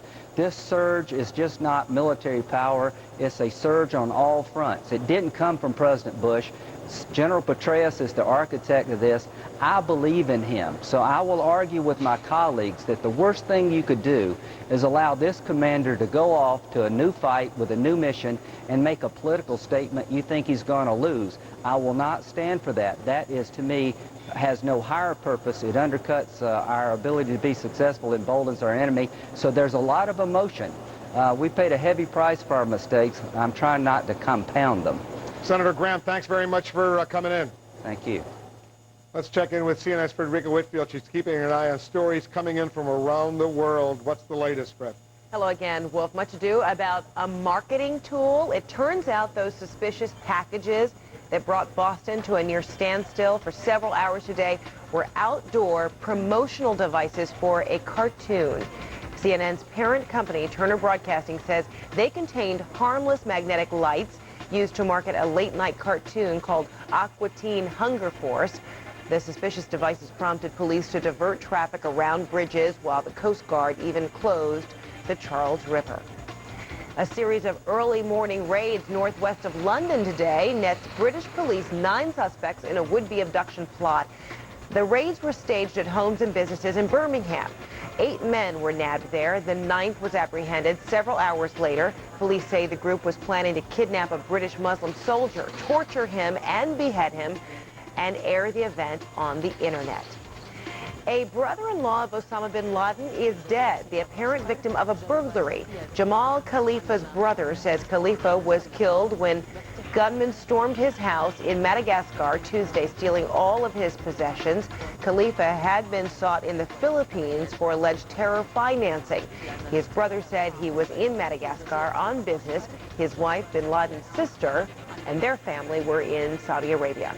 Wolf? Thank you for that, Fred. We're going to get back to you. Still ahead, Senator Barack Obama has just issued a new statement reacting to what Senator Joe Biden said earlier. Did Senator Biden touch a raw nerve on the issue of race? We're going to bring you Senator Barack Obama's latest statement. Also, Iraq. Where did millions of dollars in U.S. aid to Iraq actually go? We're going to have details of that audit that's raising serious concerns about fraud and abuse. Plus, canine heroes dead and dying. Are they new casualties of 9/11? Stay with us. You're in the Situation. Keeping control of a busy emergency room, Janet is a formidable woman. But she was no match for something smaller than the tip of a pen. It KO'd Janet so fast, she didn't know what hit her. It was a clot. Like Janet, if you've been hospitalized with heart-related chest pain or a certain type of heart attack, what doctors call ACS, chances are you've had a clot. But now Janet's doctor is helping increase Janet's protection against heart attack and stroke by putting Janet on Plavix. Plavix, in combination with aspirin and other heart medicines, helps provide greater protection against heart attack and stroke than aspirin and other heart medicines alone by helping keep blood platelets from sticking together and forming clots. If you have a stomach ulcer or other condition that causes bleeding, you shouldn't use Plavix. When taking Plavix alone or with some medicines, including aspirin, the risk of bleeding may increase. To minimize this risk, talk to your doctor before taking aspirin or other medicines with Plavix. Additional rare but serious side effects could occur. Ask your doctor about Plavix today, because no matter how formidable you are, you're no match for a dangerous clot. That's my brother Earl. He's been driving the same car for 20 years. What's worse, he's had the same car insurance for 20 years. I tell him, Earl, driving an old car is one thing, but having outdated insurance could be costing you a fortune. Is that right? Switch to the AARP insurance program from the Hartford. It's a program designed for people 50 plus. If you're over 50, you might save $300 by switching to the AARP auto insurance program from the Hartford.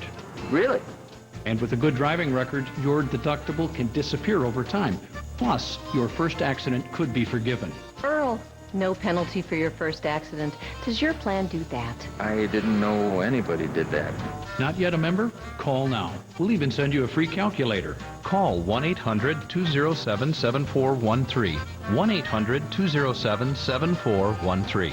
Yeah, we got the shipment, you bet. That's the third time he's called today. Yeah, it's a good thing we got free incoming calls from Sprint. Saves us enough money to cover other costs. Like your nephew.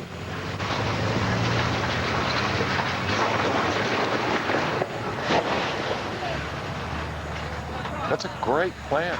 Sprint has free incoming plans for business. Singular doesn't. And for every Sanyo 7000 you buy, we'll give you one free. Visit sprint.com/business. Sprint. Power up. Closed captioning provided by Activon. Apply directly where it hurts. New from the makers of Head-On, introducing Activon. Joint and muscle pain? Activon. Apply directly where it hurts. Activon Joint and Muscle. In stores now.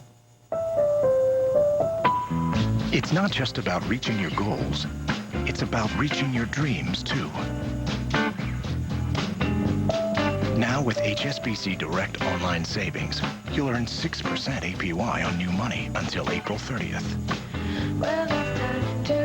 Go to hsbcdirect.com for details and reach your goals and your dreams faster.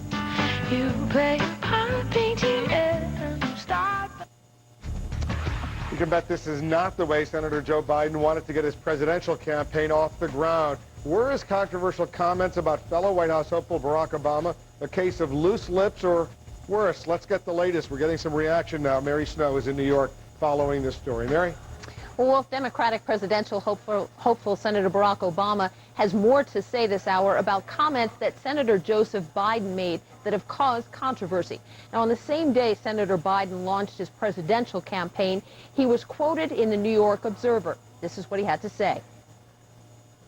I mean, you got the first sort of mainstream African American who was articulate and bright and clean and nice-looking guy. I mean, that's a storybook, man. Yeah. Now, Senator Barack Obama told CNN earlier today that Senator Biden had called him. He said he felt it was unnecessary and that he didn't believe that Senator Biden meant to offend anyone. But in a follow-up a short time ago, Senator Obama's office sent out a new statement which has more reaction, saying, quote, I didn't take Senator Biden's comments personally, but obviously they were historically inaccurate. African-American presidential candidates like Jesse Jackson, Shirley Chisholm, Carol Moseley Brown, and Al Sharpton gave a voice to many important issues through their campaigns, and no one would call them inarticulate. Now, earlier today, we did also speak with Reverend Jesse Jackson, who did run against Senator Biden for the Democratic nomination in 1988. He told us that he did not think that Biden meant to say anything intentional that was off color, but he said it certainly was suggestive. Wolf? All right, Mary, thank you for that. Mary Snow in New York. Tens of millions of dollars in reconstruction aid for Iraq squandered. That, according to a new government report. CNN's Joe Johns is following this story. It seems like an outrageous development. Our tax dollars simply being wasted in Iraq. Joe, what have you learned? Wolf, it is quite a yarn. All along, one of the priorities, of course, has been to stand up the police security forces in Iraq in order to bring some semblance of law and order to the hot spots. But this report that's just come out by the Inspector General for Iraq Reconstruction suggests that part of the plan, anyway, that involves bricks and mortar is sort of falling apart. The new report by the Inspector General for Iraq Reconstruction suggests waste, fraud, and abuse in U.S. contracting is bungling the efforts to build facilities to help train and support the police in Iraq. The reaction to the report across Washington was, in a word, grim. When you have this incompetence, when you have unauthorized work, when you have shoddy facilities, when you have money that is squandered, there are very, very few things that hurt our effort more in trying to succeed in Iraq than that kind of performance. Here's the story in a nutshell. Tens of millions of dollars of your money wasted or so far unaccounted for. Pictures are included of apparently shoddy plumbing and what was called poor quality and non-standard construction methods on a police college built in Baghdad. And then there's the $51 million for a training facility and residential camp for the Iraqi police. In September of 2004, the contract went to a non-U.S. firm to manufacture trailers for the project. But shortly after the trailers were built, the government canceled the camp. And there's even more. There's also evidence that another $36.4 million has been spent on equipment that can't be accounted for. The Inspector General said for his part, he's found what looks like signs of fraud, and that has been turned over to authorities to investigate. Wolf? I know they're looking into a lot of other similar kinds of situations. I fear that these kinds of reports are only just beginning. Joe, thanks for bringing this to us. Let's get some more now on what the Inspector General has to say about the pace of Iraqi reconstruction. We'll turn to our internet reporter, Jackie Schechner. Jackie? Well, that's right. The full report is available online. You can read it for yourself, and it doesn't paint a very good picture. For example, it talks about how 23% of Iraq reconstruction funds are being spent on electricity, but at the same time, it says that Baghdad gets an average of less than 10 hours of power a day. It talks about oil production in Iraq, and it gives you a map detailing where all the oil fields and pipelines are, but at the same time it estimates that $16 billion of revenue was lost over the past 3 years due to things like poor infrastructure and criminal activity. It talks about displaced persons and refugees in Iraq, and while it talks about millions of Iraqis who are displaced or who are refugees, it talks about some 300,000 plus Iranians who are moving into Iraq. There is an easy link for you. We've posted online, cnn.com/Situation Room blog, and that'll link you directly to that report. Wolf. All right. I suspect a lot of people are going to want to read it. Thank you. Just ahead, what kind of obligation does the United States have to help Iraqi refugees?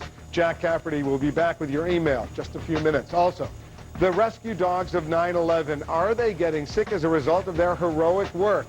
We've got a report. Carol Costello has been watching this story. We'll be right back.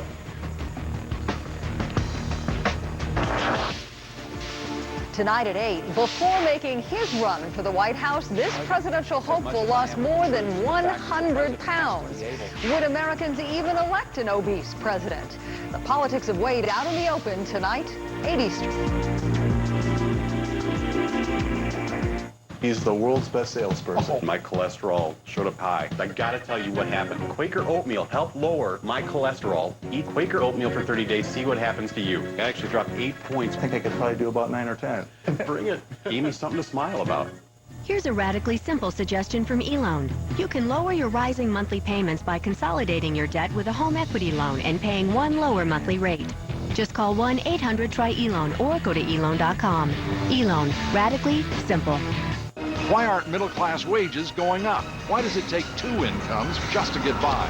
Lou Dobbs tonight. CNN coming up next. It's time for Ant.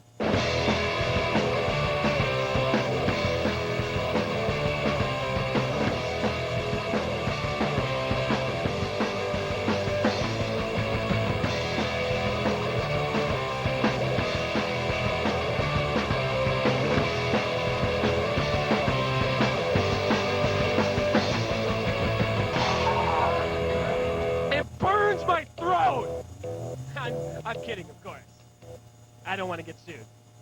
Introducing softness that looks and feels healthier. Introducing Gold Bond Ultimate Softening Lotion. It hydrates skin cells with essential moisture. New Gold Bond Ultimate Softening for softer, smoother, healthier skin every day from head to toe.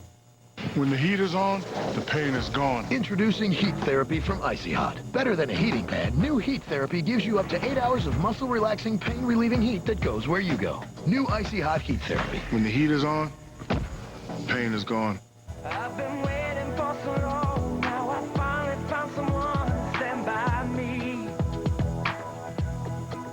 We saw the writing on the wall as we felt this magical fantasy.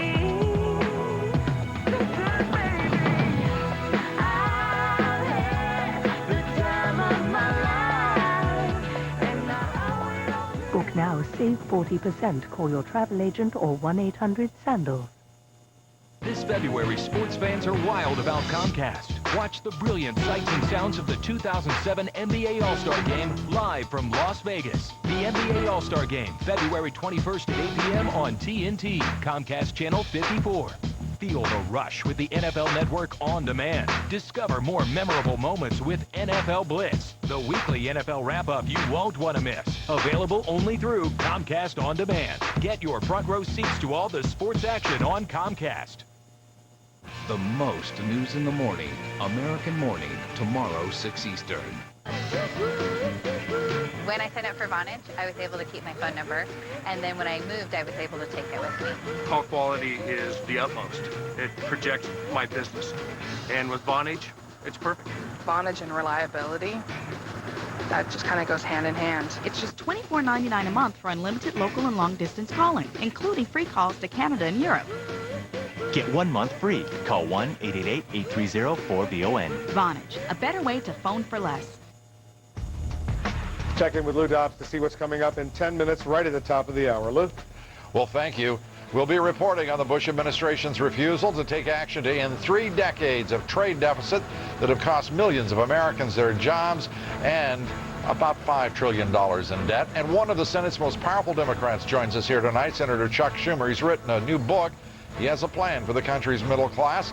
Also, new pressure tonight on the president to pardon 2 Border Patrol agents who shot a Mexican drug smuggler in this country illegally, then given immunity by the Justice Department to testify against the Border Patrol agents. We'll have that story in Venezuela's anti-American President Hugo Chavez. He's turned his country into a dictatorship. We'll have the latest developments there. And 3 of the country's smartest political minds join us to talk about the president's rising political isolation, conflict within his own party, and conflict with the Democrats. All of that and more coming up at the top of the hour. Please join us. Wolf, back to you. Thank you, Lou. We'll be watching protesters, meanwhile, over at Ground Zero this morning as President Bush gave an economic speech nearby. Mr. Bush later met with one of them, the son of a Ground Zero worker who died last week of lung disease. Cesar Borja Jr. is calling for more money for those who say they're sick from exposure to the rubble over at the World Trade Center site. The president has already pledged an additional $25 million for health care programs for first responders. Borja says he told the president funding should be expanded to everyone. And it's not just people believed to be affected. There's concern about rescue dogs as well. CNN's Carol Costello has that part of the story. They came from all over the country. 300 dogs sniffing out life and death in the ruins of the World Trade Center. Hell. Just hell. The dogs were breathing in things that they shouldn't have been breathing in. They were having hard times. They were coughing. They were sneezing. The conditions at Ground Zero were so intense that many of these dogs have been unable to perform another search and rescue. Some have died, like David's dog Jimmy and Scott's dog Bear. Saul Aponte is worried about the lumps on Shannon's chest and stomach. She already had an infection in her lungs when we got back, so she could have died. I'm pretty sure she would have died. Aponte's certainty comes in part because he is now sick himself. This is for my lungs. Those medicines were provided to Aponte free of charge after doctors determined his breathing and anxiety problems are related to his work at Ground Zero. Nearly a third of the 300 dogs at Ground Zero have died since September 11th. The question is, why? Let it go, boy. Dr. Cynthia Otto, a veterinarian, conducted a major study on 9/11 dogs and found no evidence Ground Zero made the dogs sick. We surveyed 97 of the handlers, 61 that were at the World Trade Center, and of those, we only had, I believe, 8 dogs that had any evidence of respiratory problems. You know, everybody that was working in there has some sort of illness. So to make a statement that the dogs didn't get sick and the people did, it's totally just a ludicrous statement to even make. Dr. Otto disagrees. She says it's challenging to determine exactly what killed the dogs. I'm not sure how long she's going to live, but she's a special dog to me. You know, we've been through a lot. We went through a life experience that nobody could, you know, repeat and take away from us. And that's what he tries to dwell on, not the pain or the loss of Shannon, but the bond they created, trying to save lives in those terrible days. Carol Costello, CNN New York. And the study Carol just mentioned in her report is not over. It's now received private funding for a 6th year. There's more information, by the way, on its website, 911dogs.org, as well as a memorial page for dogs who were part of the study. Up next, Jack Cafferty wants to know, what kind of obligation does the United States have to help Iraqi refugees? Jack standing by with the Cafferty File. And you're in the situation.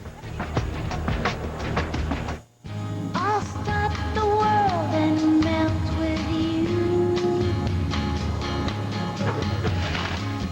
You've seen the difference and it's Inspiration pulled from your life. That's professional grade.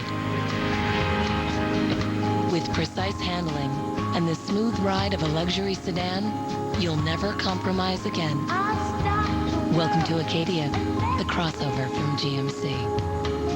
I'm Stanley Johnson. I've got a great family. I've got a 4-bedroom house and a great community. Like my car? It's new. I even belong to the local golf club. How do I do it? I'm in debt up to my eyeballs. I can barely pay my finance charges. Somebody help me. Need to consolidate your debt? Refinance your first mortgage today at LendingTree, and we'll guarantee you the lowest price or pay you $500 cash. Call or visit LendingTree. While oil and natural gas earnings compare with other major industries, we've reinvested more than $1 trillion since 1992, part of an ongoing commitment using advanced technology to find new sources of energy and protect our environment. We'll need 50% more energy by 2030, and we're working to ensure reliable supplies to keep America going strong. Log on and let us show you more. A message from America's oil and natural gas industry. To engineer a rewards card for a business like yours, Open from American Express rewrote the rules. We started with business-sized spending power. Enough to buy inventory, supplies, and equipment. Spending power that can grow with your business.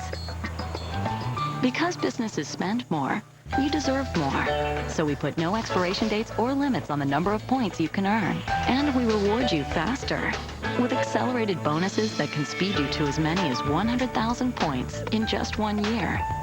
Good for 4 domestic airline tickets or other great rewards for you, your employees, and your business. The Business Gold Rewards Card from American Express. Expanding rewards to business dimensions. That's Open, how American Express serves small business. Call 800-NOW-OPEN to apply. We'll start you on your way to 100,000 points and waive the fee for 1 year. Tonight on 360, one's a beloved daughter. The other's an alleged identity thief and con artist. 2 women, both missing. New clues coming in, new sightings. A new window into what makes an alleged con woman tick. 360 tonight, 10 p.m. Eastern.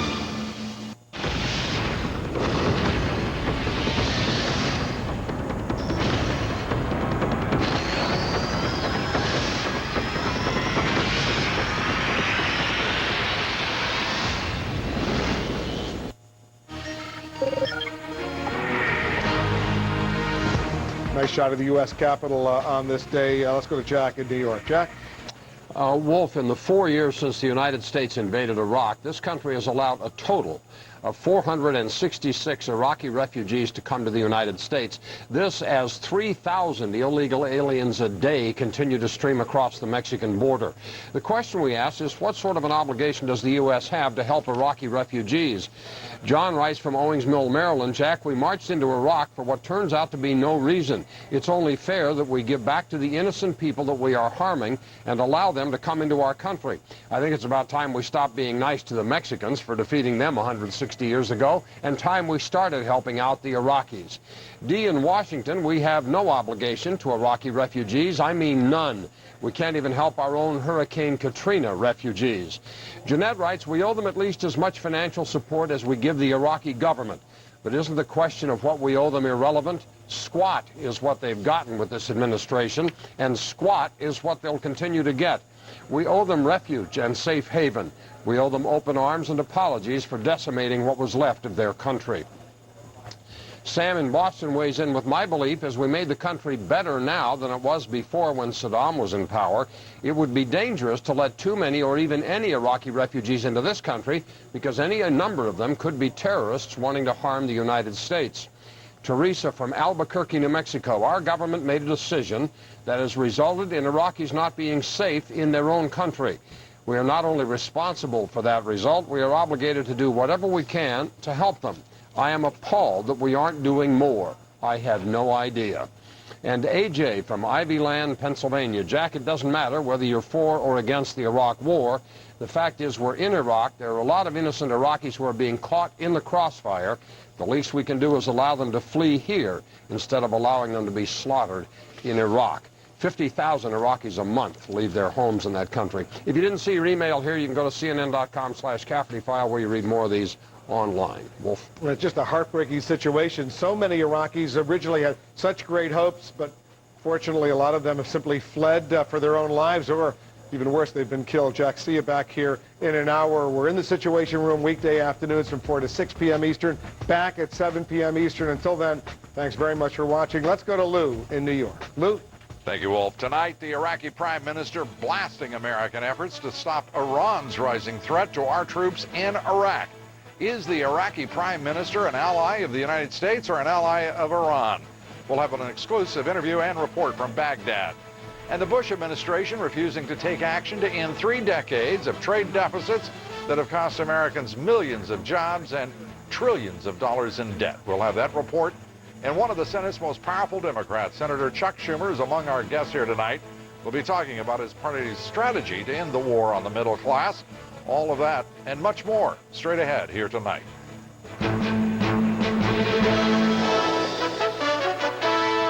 This is Lou Dobbs Tonight. News, debate, and opinion for Wednesday, January 31st. Live in New York, Lou Dobbs. Good evening, everybody. New questions tonight about why the United States is supporting Iraqi Prime Minister Nouri al-Maliki and his government. The central question is whether al-Maliki is loyal to the United States or loyal to both Iran and Muqtada al-Sadr and the Shia over any concept of the Iraqi nation. In an exclusive interview with CNN, the Iraqi Prime Minister today told the United States to end its proxy war against Iran. Meanwhile, President Bush is making an urgent new attempt to stop the widening rebellion within his own party over his conduct of this war. Leading Republicans are worried the Senate could pass resolutions that oppose the president's policies in Iraq. Michael Ware tonight reports from Baghdad on the problems the new U.S. strategy in Iraq faces because of the Iraqi Prime Minister. Jamie McIntyre tonight, he reports from the Pentagon on the latest evidence of Iran's support for the radical Islamist insurgency and direct attacks on our troops. And Dana Bash tonight reporting from Capitol Hill on the Republican backlash against the president's conduct of this war. First, Michael Ware from Baghdad. Iraqi Prime Minister Nouri al-Maliki left the door open today in an interview for the possibility of an escalation and an increase in American troops. While the Prime Minister believes the new strategy now underway will work, he was critical of past American mistakes that he says have prolonged and deepened this conflict. He also said that with more support, his forces could take over within 3 to 6 months. Nonetheless, If things do not improve, he said, then there may be a need to bring in more American forces. One of the major issues for President Bush's plan, which we consider support to our Baghdad security plan, is the extent to which there's a need for additional troops, American and multinational, to support the operations. And we agree this will be assessed by those in the field, the military commanders. And if their assessment is for more, we will ask for these troops.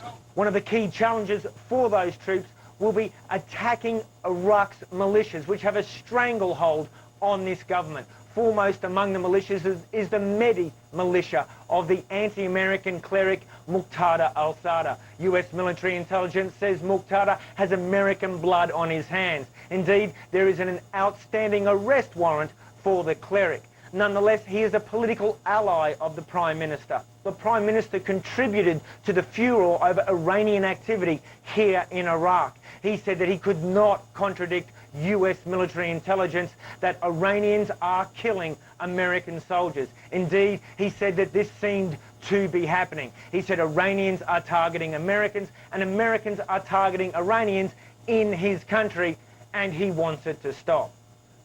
Michael Ware, CNN, Baghdad. President Bush today focused on dealing with domestic critics of his conduct of this war.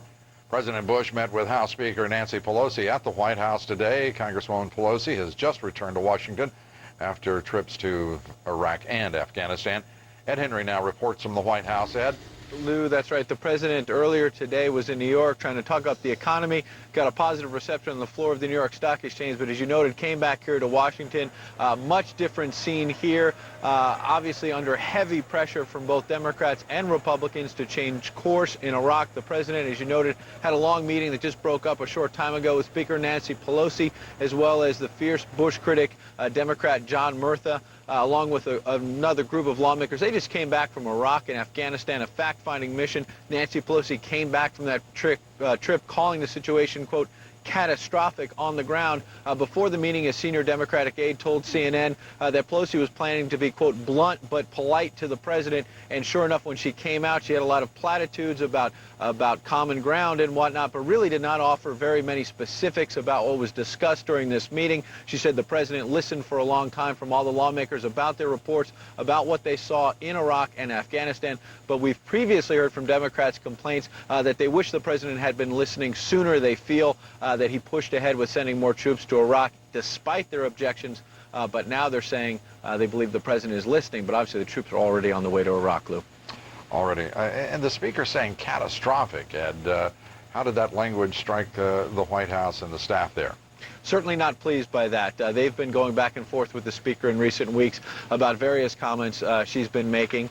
That's obviously to be expected at this point. There's a lot of partisanship flying around, Democrats taking over, and there's a new political dynamic for both sides, clearly. But she tried to come out here and talk up a little bit more bipartisanship, and I think that's because she's also trying a political balancing act herself, Lou. Ed, thank you very much. Ed Henry from the White House. The president's closest allies on Capitol Hill tonight are making a new effort trying to stop a Republican revolt over the president's Iraq war policy. Bush loyalists are trying to quell the rebellion before a critical Senate debate on the president's conduct of the war. Dana Bash has a report from Capitol Hill.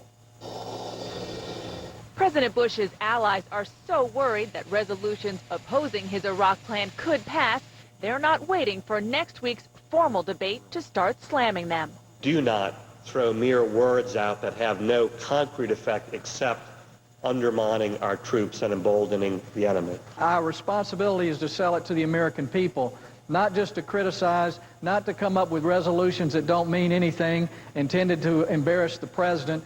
Preemptive strikes, not just aimed at Democrats, but at fellow Republicans, meant to pressure GOP senators not to vote against the president.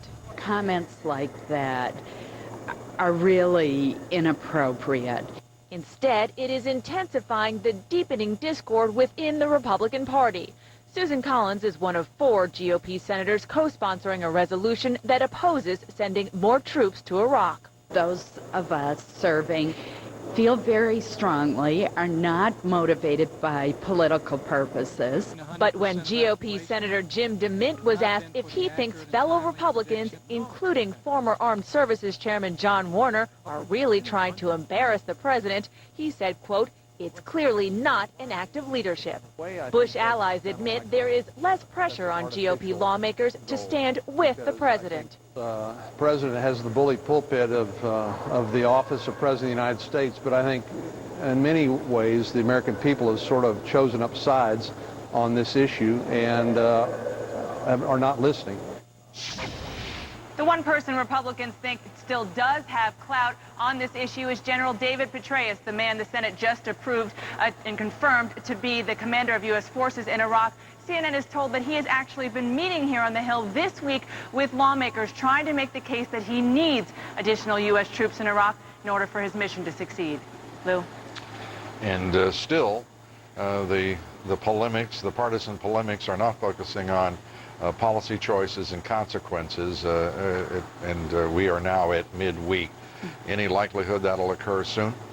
You know, we're likely to hear a lot of that when this really gets underway, and that's not until next Monday now, Lou. The formal debate will start next Monday, and if you listen and believe what senators on both sides of the aisle are saying, they promise that they are going to talk about the substance and the consequences of what could or could not happen in Iraq, in addition to the partisanship that we've heard.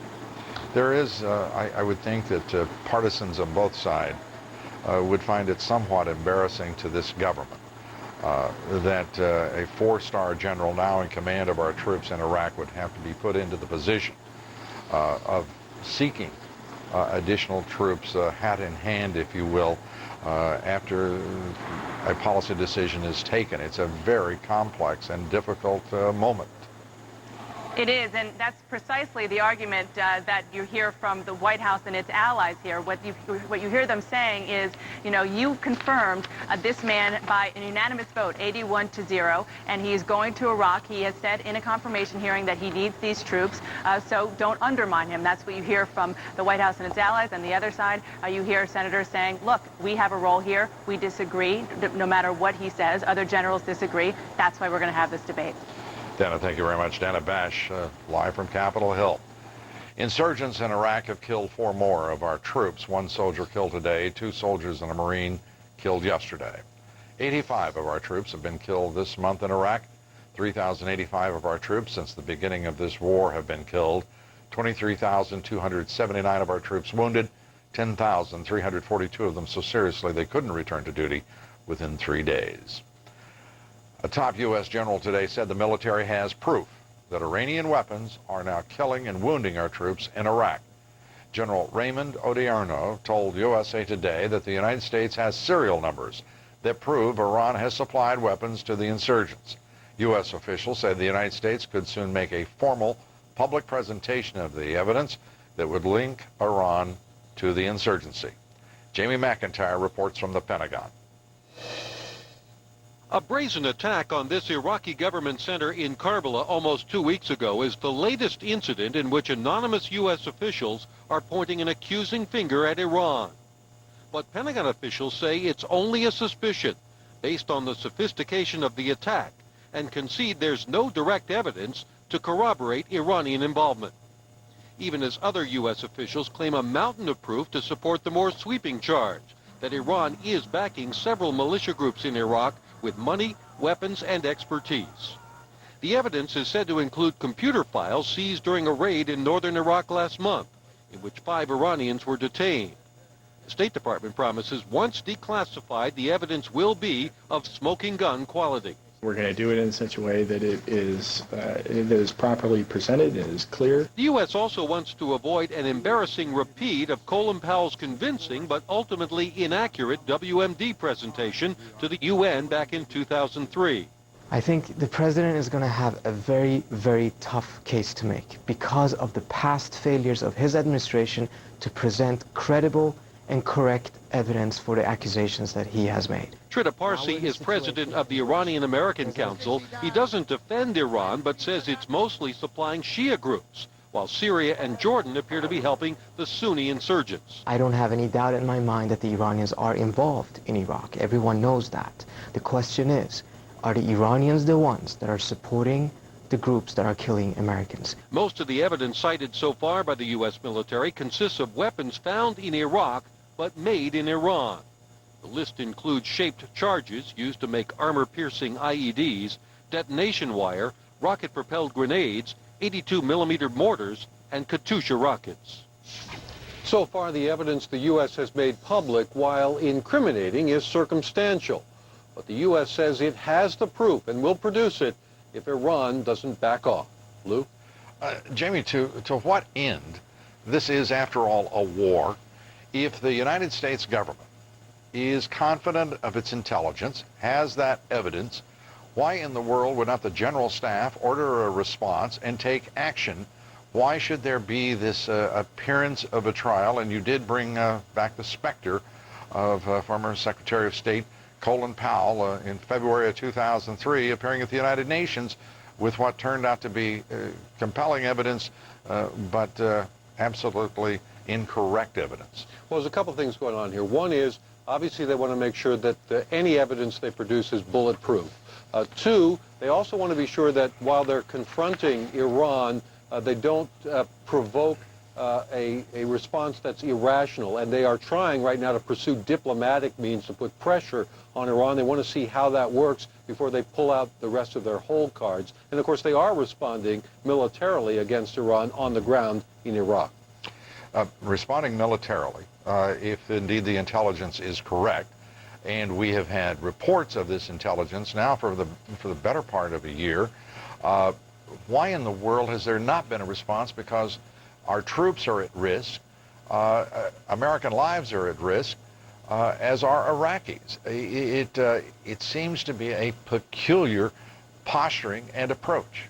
Well, you know, the U.S. has stepped up its targeting of Iranian operatives in Iraq. They've put together a special task force that's doing that. They've laid down the gauntlet. The U.S. government has laid down the gauntlet to Iran. They are taking other moves, such as moving aircraft carriers into the region and increasing air assets. So they're moving on a number of fronts. I'm not sure what else I can say. Jamie McIntyre, we thank you very much for that. From the Pentagon, Jamie McIntyre reporting. Still ahead, new evidence of massive fraud, waste, and corruption in U.S. efforts to rebuild Iraq. We'll have that report for you, and rising pressure tonight to free 2 Border Patrol agents sent to prison for doing their jobs, trying to protect this country from illegal Mexican drug smugglers. We'll have that story, and the war on the middle class escalating. One of the Senate's most powerful Democrats, Senator Chuck Schumer, joins us here. He has a plan to help working men and women. He's among our guests. Stay with us.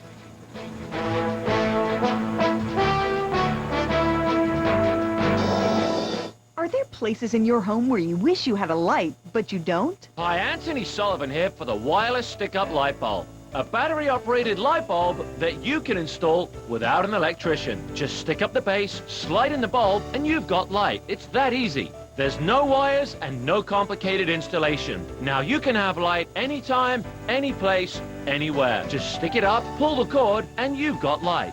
The stick-up bulb is safe for kids, and it easily puts light within their reach. Unlike glass bulbs that break, the stick-up bulb is shatterproof if you drop it. There's no dangerous wires to mess with either. The stick-up bulb installs instantly, stays cool to the touch, and has a 10-year guarantee. Around the house or on the car, don't use hot clip-on lights when you can use the stick-up bulb. The stick-up bulb is perfect for attics and basements. Have a closet that needs illumination? Use the stick-up bulb. Just stick it up, and you've got light.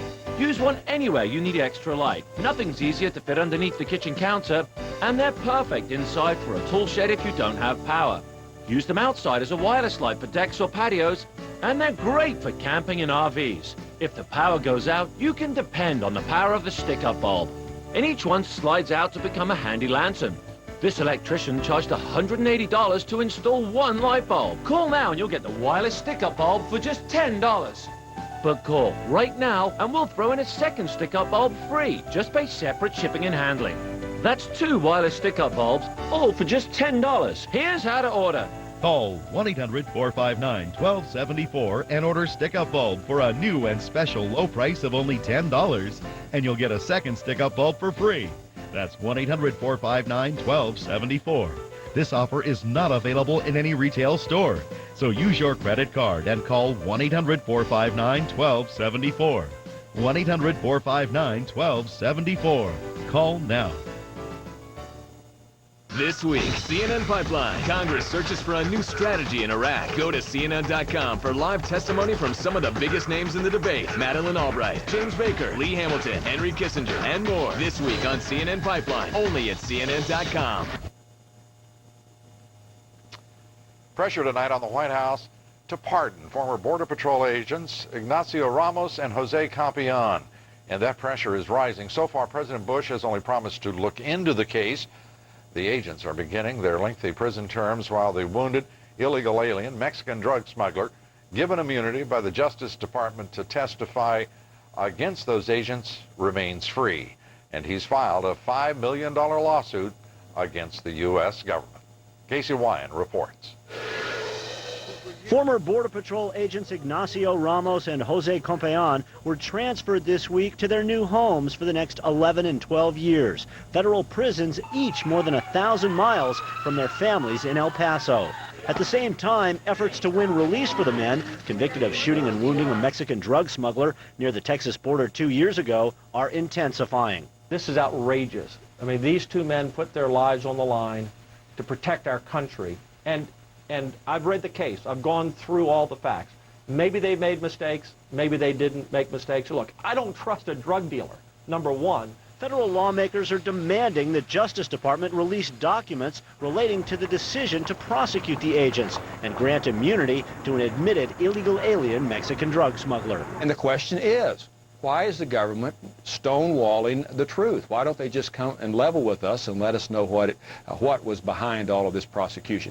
One of the documents from the Homeland Security Department's Office of Inspector General we first disclosed 5 months ago. It shows smuggler Oscar Aldrete Davila admitted to a Border Patrol agent he was transporting a drug load the day he was shot. That admission took place 5 days before prosecutors granted him immunity, contradicting statements by U.S. Attorney Johnny Sutton that he couldn't prosecute the smuggler because of a lack of evidence. Meanwhile, Sutton has launched a public relations offensive. While declining our interview requests, Sutton has made other media appearances defending his prosecution. He has targeted the men who were defending us. He's tried to demonize them. He's called them corrupt. They've never had any charges of corruption. He said that they had a bad record. They've never had any disciplinary actions against them all. A bill sponsored by California Republican Congressman Duncan Hunter to pardon the agents now has 77 co-sponsors. Congressional sources say the White House has promised to review the case once the official trial transcripts are released, which could happen within the next several weeks. Lou. Casey, as you continue reporting on this, as we continue to focus on this case, the idea that the Department of Homeland Security has still not responded to Congressman Michael McCall, who, when he chaired the Homeland Security Committee, requested the report, the IG report on this case. This is, and every congressman I've talked with about this, is absolutely furious about it. It raises huge questions, Lou. We of course, spoke with Congressman Ted Poe of Texas today, and one of the things he said, he's a former judge, and in his experience, it was always the prosecutors that wanted to get all the evidence and the information out in criminal cases. This time, it's the prosecutors, he says, who want to hide the evidence, Lou. Yeah, and it's really interesting, the fact that U.S. Attorney Johnny Sutton, who I had a off-the-record discussion with months ago, who said he could not talk on the air at that time because of the proceedings, said he would come on here and talk. We've continued to put an invitation out there. He is apparently comfortable talking with other news outlets, perhaps not as well informed about the case as I think this broadcast is, certainly you, Casey Weinar. He seems to be resistant to going before our audience and addressing the truth of the matter. He has stated publicly that he's anxious to talk once the trial transcripts are out. When that happens, maybe he'll talk to us, Lou. Well, we can hope, and we can hope that Agents Ramos and Campion, that somebody in that White House finally gets up the spine to take a look at these facts and do the right thing. In my opinion, this is a travesty of justice, and it is, and thank goodness for Congressman Rohrabacher, Congressman Poe, these men in Congress, Republicans all, by the way, and it's startling that there's not a single Democrat lined up in behalf of these agents. And we need to understand what that is all about. We need to understand, too, why LULAC, the La Raza, all of these ethnocentric organizations, these men, after all, are, by ethnicity, Hispanic. Why in the world haven't they looked into this issue? Why in the world, where is the ACLU? Because these men certainly have a right to their concern. Casey? Well, Lou, we have contacted in the past some of those Latino rights organizations, and none of them took the opportunity to weigh in on the case. As for the ACLU, not sure what their stance is on this case. We'll have to check that out for you. All right. Thank you very much, Casey Wyan. Okay. Excellent job of reporting as always. Casey Wyan from Los Angeles. Coming up here next, the Treasury Secretary questioned by the Senate about our record trade deficit with communist China and 30 consecutive years of trade deficits. We'll have a report on what this administration is thinking about. Venezuela's socialist anti-American president, Hugo Chavez. He now has the power to rule by decree for the next 18 months. A year-and-a-half dictatorship. We'll have that report. Waste, fraud, and abuse, a new report on the reconstruction effort in Iraq, using those words to describe the conduct of U.S. contractors. We'll have that story, a great deal more. Straight ahead. Stay with us. This April, CNN is live in New Hampshire for the first presidential debates of the race to 08. Stay with the best political team on television. Stay with As a Fisher Investments client, you'll always have the opportunity to understand where your investments are, what they're doing, and more importantly, the reasons why. The way we see it, the more you know, the more you'll rest assured, and the quicker you can get back to what matters most, your life. Fisher Investments. Invest assured. For a free copy of the 8 biggest mistakes investors make, call 1-888-48-FISHER or visit fisheroffer.com. All our agents are connected, all our offices are connected. If I don't have internet, I'm out of business. Speed and reliability, Comcast high-speed internet delivers on both. It's how our agents get their information. It's how we communicate with our customers. All this requires a broadband connection that's screaming fast, and Comcast delivers. It's 5 times faster than DSL. A slow internet connection is about as archaic as our old MLS books. Just not quite as useful. Comcast high-speed internet gives us a significant advantage in the marketplace. What is global warming? Could it really kill us all? Larry King tonight. Make your cash work harder with a savings account 6 times the national average. Get 5.05% APY on your complete savings account, plus free quick transfers. It's easy. It's extraordinary. It's E-Trade. There's the week, there's the weekend, and then there's the weekender.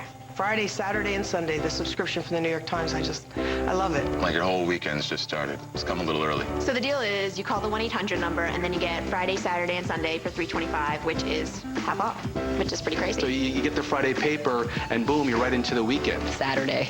The word alone makes me happy. I love to sort of pull everything out of the Sunday paper. Travel section. The magazine. Weekend review. The international news. The book review. I got these really great boots after reading the Sunday style section. All I did was call the 1-800 number. I'm not one of those call now people. Call! You should call now. I love to have the New York Times delivered. Who doesn't like to save money? Call now because it's a great deal. It's like having a table of contents for everything in the world. I mean, how much would you give for that?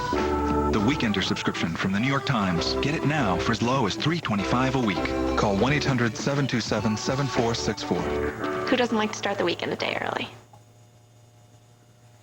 Treasury Secretary Henry Paulson today said he believes that having a, quote, dialogue with China is the best way to cut our soaring record trade deficit with the communist country. Lawmakers on Capitol Hill, however, not entirely in agreement, pointing to the millions of jobs that have been exported to cheap overseas labor markets as proof that more drastic measures must be taken, and soon. Lisa Sylvester reports from Washington. Good morning. The committee will come to order. Senate Democrats took turns drilling Treasury Secretary Henry Paulson for failing to level the trade playing field with China. All the jawboning and talking that you are doing with the Chinese is not going to affect one iota that steel worker in Bessemer, Alabama, If the roof is leaking, we better fix it. I think the roof is leaking as far as the imbalance of trade. For years, China has manipulated its currency to make its goods cheap and American products more expensive. The result, a U.S. $230 billion trade deficit with China. That's rippled across the U.S. economy. U.S. factories shut down as companies moved overseas. Companies who have relocated to China, American companies who have moved to China, benefit from China's policies. And they have a lot of clout with this administration. The Bush administration has been reluctant to issue ultimatums and instead has formed a strategic economic dialogue group of U.S. cabinet officials to engage the Chinese. We're coordinating what we're doing economically, and we're speaking with one voice, and I think that gives us great leverage. The new chair of the Senate Banking Committee says the American people want more than dialogue and chit-chat as they lose their jobs. They are livid. Yep. They are livid, Mr. Secretary. And the Congress isn't going to wait necessarily for us to get some sort of vague definition of how this is kind of progressing when they watch 3 million manufacturing jobs leave this country. Patience is running out. Senators Chuck Schumer and Lindsey Graham are leading the call to slap a tariff of 27.5% on all Chinese imports into the United States unless China corrects its currency imbalances. Congressional lawmakers say they are tired of hearing the same thing. One witness said it feels a lot like the movie Groundhog Day. China manipulates its currency, the U.S. government does nothing about it, workers lose their jobs. That's been going on for years as the Treasury Department continues to talk with the Chinese. Lou? In point of fact, it may be becoming clearer to all of us that it will be easier for Americans to influence the policy of the Chinese government than to influence the policy of this administration and this Congress. Lisa, thank you very much. Lisa Sylvester. Time now for our poll. The question tonight, let's follow up with the Treasury Secretary. Are you encouraged that Treasury Secretary Paulson is, quote, actively pressing the Chinese to introduce greater currency flexibility and undertake wider market reforms, end quote? Or do you believe the Treasury Secretary and the administration should be focusing on U.S. policies and strategies to alleviate our record trade deficit? Please cast your vote at LouDobbs.com. We'll have the results here later. Time now for some of your thoughts. Robin in California, we need fair trade, not free trade. This president hasn't done much of anything else right. Why should we trust him with fast-track authority in trade? Congress needs to take back its power, and the people need to ride herd on Congress. Monica in California, when are our elected officials going to start putting the good of our country before their political careers? What's it going to take for our representatives to wake up and save this wonderful country of ours? Gene in Georgia said, Lou, the damn war in Iraq is causing all the distraction and inability of our government to function rationally. The 111 amendments to the minimum wage bill is the perfect example of obstruction, just like the free trade bill. Send us your thoughts at LouDobbs.com. More of your thoughts upcoming here. And each of you whose email is read here receives a copy of my book, War on the Middle Class. Up next, a self-proclaimed enemy of America, Venezuela's Hugo Chavez, has just won the power to do real damage. We'll have that special report and shocking new evidence of how your tax dollars are being squandered in the effort to rebuild Iraq. And a terrorist scare in Boston as officials discover a series of suspicious packages. You will not believe what those packages turned out to be, and you won't believe the explanation. Stay with us.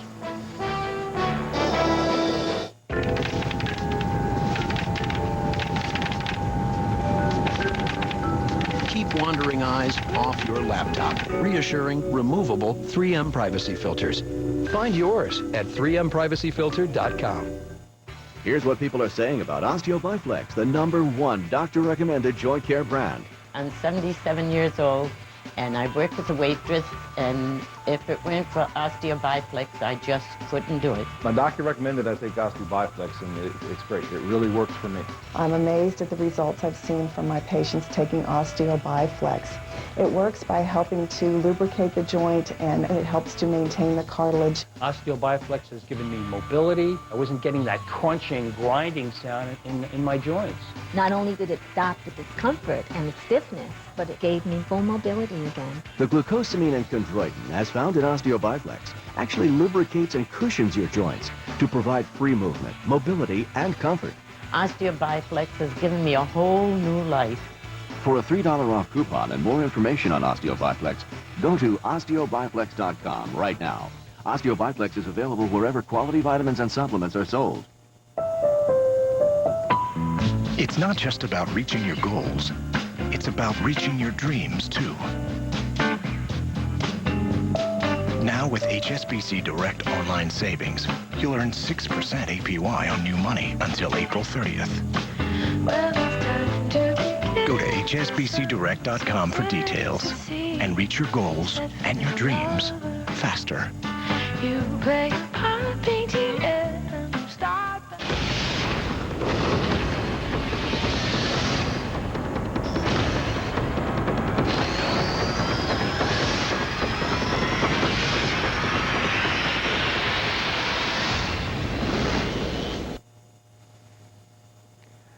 Venezuela's Hugo Chavez, given to fiery anti-American rhetoric, now has the power of a dictator, given to him in a ceremony in Parliament. The Venezuelan dictator's growing appetite for absolute power, raising some modest concern at our State Department. Kitty Pilgrim has the report. Maximum revolution is his slogan. A so-called mother law gives Chavez dictatorial power over every aspect of the country. Chavez seeks out enemies of the United States for alliances and has embraced rogue regimes from Iran to North Korea to Syria. Chavez's power comes from oil wealth. Venezuela has the largest oil reserves outside the Middle East. Since Chavez first took office in 1999, oil prices have soared from $15 a barrel to $60 a barrel last year. Hugo Chavez in many ways is Fidel Castro, but with petrodollars. Chavez has also threatened to divert a lot of his oil sales to other countries, including China. He's threatened to take out much of the Citgo, Venezuelan-owned oil distributing network in the United States as well. And so he could have a very serious impact on the U.S. economy. With today's new powers, Chavez controls Venezuela's largest telecommunications company, the electricity sector, most industry, including the oil and gas industries. All done with a wink and a nod to democracy, voted in by a rubber-stamped parliament. On Monday, Chavez, meeting with Cuba's ailing Fidel Castro, was clearly posing as the ideological successor to the revolutionary icon in the region. Mr. Chavez, who's been trying to export his kind of radical populism, and I think that his behavior is threatening to democracies in the region. Venezuela is the fourth largest oil supplier for the United States and accounts for some 15% of U.S. imports. Now, this next 6-year term for Chavez will give him more power than any individual in Venezuela in the last 50 years. Power that he has pledged to use in exporting his revolution and challenging the influence of the United States in the region. Lou. And I love Negroponte's response. He calls it radical populism. He's a dictator, for crying out loud, and this guy's going to be #2 in the State Department? Populism is a euphemism for what's going on in Venezuela, I have to say. I think these boys need to learn how to talk straight, and perhaps a little more accurately. Otherwise, Hugo Chavez is going to have a lot of fun with these rather timid personalities. I won't go into their IQs. All right, Kitty, thanks a lot. Kitty Pilgrim. A series of bomb scares caused considerable chaos in Boston today. At least 9 suspicious devices were discovered all around the city. And those suspicious devices forced the shutdown of roads, bridges, a stretch of the Charles River. Hundreds of local police, bomb squads, and Homeland Security swept in and around and over all of this. The alert was even monitored by the U.S. Northern Command in Colorado Springs, Colorado. But guess what? It turns out all of these devices, some of which were actually blown up, weren't actually bombs. They were part of an outdoor marketing campaign for a late-night show on the Cartoon Network. That marketing company tonight refuses to comment to us.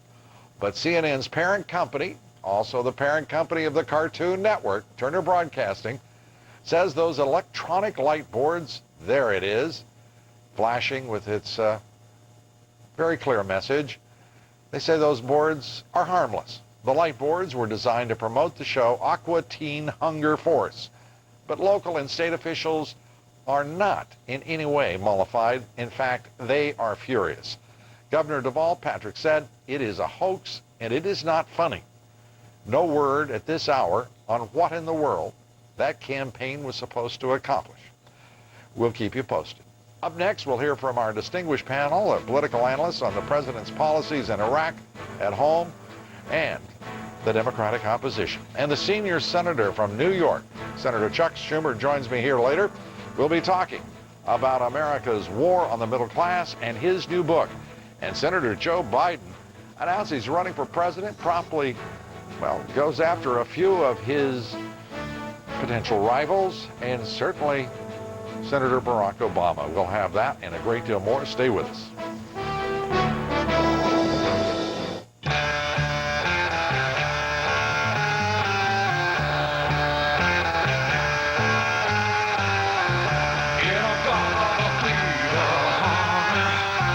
Don't you know that I'm loving you? And I got all the freedom, baby. Don't you know that I'll always be true? Need a little flower power? Our retirement specialist can help. Call 1-800-FIDELITY. Smart move. What do you know about computers? My daughter definitely knows how to use a computer better than I do half the time, and she's 3.5. Hi, I'm John Scherer, CEO and founder of Video Professor. I've been hearing comments like that for over 18 years now. Listen to this. I did the Excel, and it was a lot of fun. Really? I had a real good time. I learned a lot.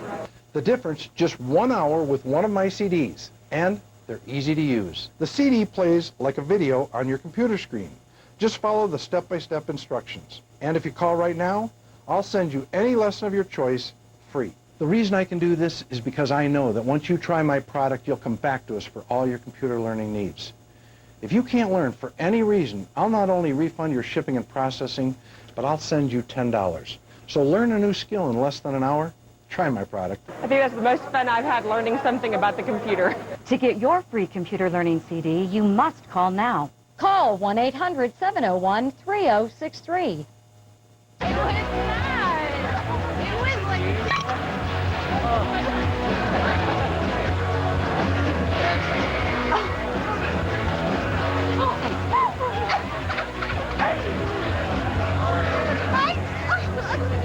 It's easy to tell if you've had way too many.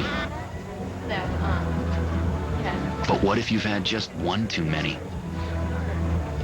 Buzz driving is drunk driving. New evidence tonight of the huge scale of corruption and mismanagement in American efforts to rebuild Iraq. A government auditor today said simply the United States is still wasting tens of millions of taxpayer dollars in Iraq, nearly 4 years after the war began. In one case, the State Department paid nearly $45 million for a police training camp that remained empty for months. The price tag of waste is reaching billions of dollars. An architect of the Democratic victory in the midterm elections is Senator Chuck Schumer. He's become one of the most powerful members of the Senate, and the senior senator from New York has a brand new book out whose theme and title leave us on this broadcast absolutely warm with appreciation.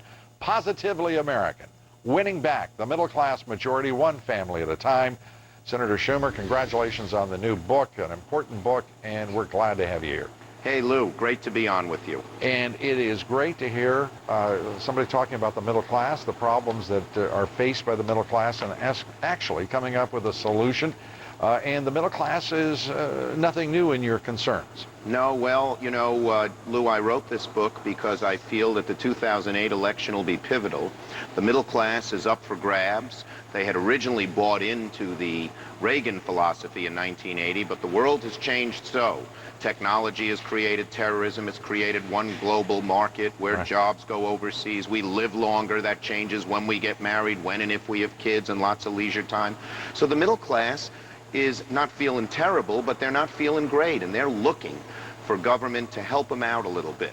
And I've written a book based on the experiences of Joe and Eileen Bailey. They're a middle-class couple in Massapequa, which is a suburb on Long Island. He's an insurance adjuster, makes around $40,000, $50,000 a year. She works in a medical office, makes 15 to 20. And they need some help from government. And what I've proposed is 11 goals that my party, the Democrats, should promise the Baileys will achieve within 10 years. Each one is a concrete goal. It's called the 50% solution because it's a number. Raising reading and math scores by 50%, reducing property tax by 50%. Will win the Baileys over for a generation, and the middle class will feel once again, which they don't feel now, government's on their side. Well, government, as you and I both know, sure to heck isn't on the side of the middle class. Not right now. It's about 250 million. It's the policies, free trade policies pursued by both the Democratic Party, the Republican Party. This administration is staring at 30 consecutive years of trade deficits. We have a record trade deficit each and every year over the course of the past decade, just about. And the idea that Senator Max Baucus of your party comes out and starts talking about fast-track authority for this administration, which has told middle-class America to go to hell time and time again? What in the world is that? Well, we talk about what we can do here and to help the middle class, and we talk about the things that bother them most. Jobs, as you talk about, paying for tuition, paying for the medical care, making sure the jobs stay here. So, for instance, on an issue near and dear to your heart, we propose reducing illegal immigration by more than 50%, and we can do it if we do the plan in our book, and then raising legal immigration, but in a rational way, filling jobs that we need and not having all the immigrants having diversity in immigration. Let there be economic diversity and geographic diversity of our immigrants. Right. Senator Schumer, the one thing I've got to say is this is the most racially, ethnically, socially, religiously diverse society on the face of the earth. Why in the world is the Democratic Party, particularly in the Senate, talking about quote-unquote comprehensive immigration reform, the effect of which is to turn over immigration policy to the government of Mexico rather than make a public policy choice as is the responsibility of this government? Yeah, I'm not sure the Democrats are quite doing that, but let me tell you my plan, which I hope both parties will adapt, okay? And here's what I believe. The Baileys, Joe and Eileen Bailey, middle-class folks, they are not anti-immigrant. Neither are you. They're anti-illegal immigration. Why do illegal immigrants come into this country? One reason only: jobs. If you make $1 a day in Oaxaca province and you can make $3 an hour here in the U.S., you're going to get here. So if we stop the jobs, the immigrants, the illegal immigrants won't come.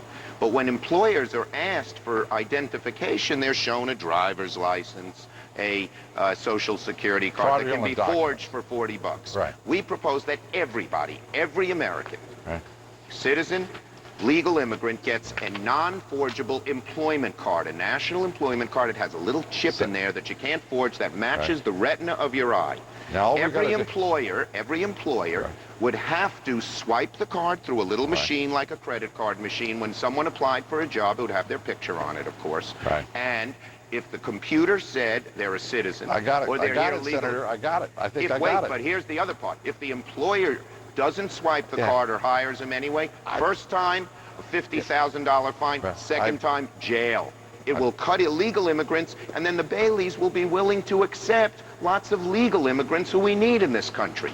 Well, I don't think there's much problem with Americans accepting legal immigrants of any origin or of any number, so long as it's a choice of their government, their representatives, and they're expressing the will of America, which is exactly the opposite of what's happening right now. As you know, Senator, it is great to have you here. We wish you all the success in the world with your new book. I'm going to hold up the book. I can't see if you are, Lou, so I will. Please, take a look. It has a lot of interesting ideas. Now, the book is actually full screen, Senator. You didn't trust us to... couldn't see you, Lou. I'm looking at a camera. Senator, you've got to go with us on this. I mean, you've got to understand, if it says middle class and it's in the interest of the middle class in this country, it's going to get full screen treatment every time. Thank you, Lou. Senator, good to have you with us. Great. Nice to talk to you. Glad you're feeling better. Hope we can talk about more of it another point. You got it. Thank you, buddy. Thank you.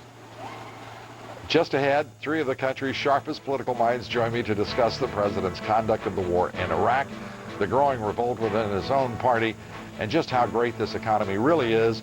And Senator Joe Biden joins a growing list of presidential contenders. He doesn't like a lot of Democrats. We'll also have some comments about Senator Barack Obama that are just a little off. We'll have that story, a great deal more. Stay with us. Tonight, intolerance in America. What's just below the surface? Paula Zahn brings everything out in the open. Tonight, 8 Eastern. As a Fisher Investments client, you'll always have the opportunity to understand where your investments are, what they're doing, and more importantly, the reasons why. The way we see it, the more you know, the more you'll rest assured, and the quicker you can get back to what matters most, your life. Fisher Investments. Invest assured. For a free copy of the 8 biggest mistakes investors make, call 1-888-48-FISHER or visit fisheroffer.com.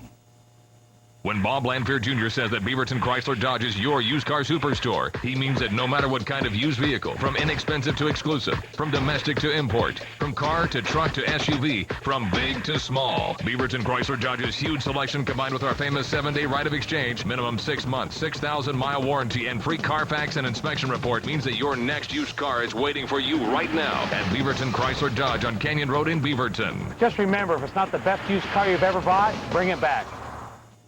When winter skin hits, I itch. When it's way beyond dry, I itch. Unlike ordinary lotions, Gold Bond moisturizes and medicates to soothe and relieve dry, itchy skin. Gold Bond medicated lotion, the moisturizing fix that medicates the itch. Cholesterol. My doctor said to watch it. So I ride my bike, eat the good stuff, and take garlic every day. Garlic's clinically proven ingredient maintains healthy cholesterol naturally. My doctor's happy. So am I. Eat right, exercise, garlic. Christian Cage. I'm Christian Cage, but I'm sure you already knew that. Never pinned. Easily the greatest wrestler of this decade. Never submitted. Christian Cage is an instant classic. Never beaten. If you don't know, now you know. One of the most dominant wrestling stars of this decade. The greatest wrestler of this decade. TNA Against All Odds. Live February 11th on In-Demand Pay-Per-View. TNA. We are wrestling. What is global warming? Could it really kill us all? Larry King tonight. Up at the top of the hour, the Situation Room with Wolf Blitzer. Wolf? Thanks very much, Lou. Madeleine Albright, the former Secretary of State, says she's worried the U.S. could face a war with Iran. She explains why here in the Situation Room. And fraud and abuse are destroying U.S. efforts to rebuild Iraq. We're going to bring you the stunning details of a new government audit. Senator Biden's underdog race for the White House stumbles out of the gate. There's the chairman of the Foreign Relations Committee suffering from what his critics say is foot and mouth disease. Rescue dogs dying. Why their owners now blaming 9/11. All that, Lou, coming up right here in the Situation. Wolf? Well, thank you very much. Joining me now with more on the growing list of presidential contenders and the a growing list of issues confronting this country. Ed Rollins, Republican strategist, former White House political director. Georgette Bossbanker, Republican strategist, former Republican National Committee woman. Robert Zimmerman, Democratic strategist, Democratic National Committeeman. Good to have you all here. What in the world was Joe Biden thinking about today? He went after Hillary. He went after, Barack Obama. You know, message discipline is highly overrated. Apparently by Joe Biden. But obviously he's going to have to explain those comments and put his campaign back on track if he can. But the more important point is... Which hasn't really begun. Which hasn't begun yet. But the more important point is on issues of substance. He has been putting out ideas regarding how to address Iraq effectively. Yeah. He's a respected voice and an effective chairman of foreign relations. And what about Senator Clinton? Heard talking about those evil bad men? Oh, well, that was unbelievable, I have to admit. I mean... You mean unbelievably good wit or an unbelievable gaffe? Or... A gaffe. Oh, okay. I mean, I don't think you say those kind of things about your husband, even if you believe them. Even if they're true, you're supposed to fake it. Talking about her husband. Oh, really? That's I'm right. sorry. Well, then I missed it all. She was talking about Osama bin Laden. She was talking about all those individuals the Bush White House refuses to go after. And target, that's all. Here's the bottom line. The bottom line. Thank you, here's the bottom line. Joe Biden is going to be diminished very quickly in this presidential race. He can't get in this race. He tried it before. He's a very substantive man. He and Dodd, who's also a substantive man, are going to find very quickly they can't raise the money. They don't have the identity among the party activists that Hillary has, and for them getting in is going to be a fool's mission. And worse than that, it's going to create chaos in the Senate. You're going to have two major chairmen out there basically fighting with two significant senators who aren't major chairmen throughout this. And I think the poor old Harry Reid's going to have to struggle to hold his majority together on a daily basis. Yeah, I think the reason I brought up both of those is that Senator Biden made an unfortunate comment, particularly it seems concerning Senator Obama. However you want to take it, Senator Clinton having a little fun. Suddenly she is on the national media's couch being psychoanalyzed by journalists, which is pretty dangerous stuff to begin with. I mean, is there going to be any maturity at all in this in the coverage of this campaign, or is it going to be first of all, more it's way too soon to start a race, and the reality is they're everybody's going to get worn down. All they should be doing this year is being quiet, doing their job as senators and raising money.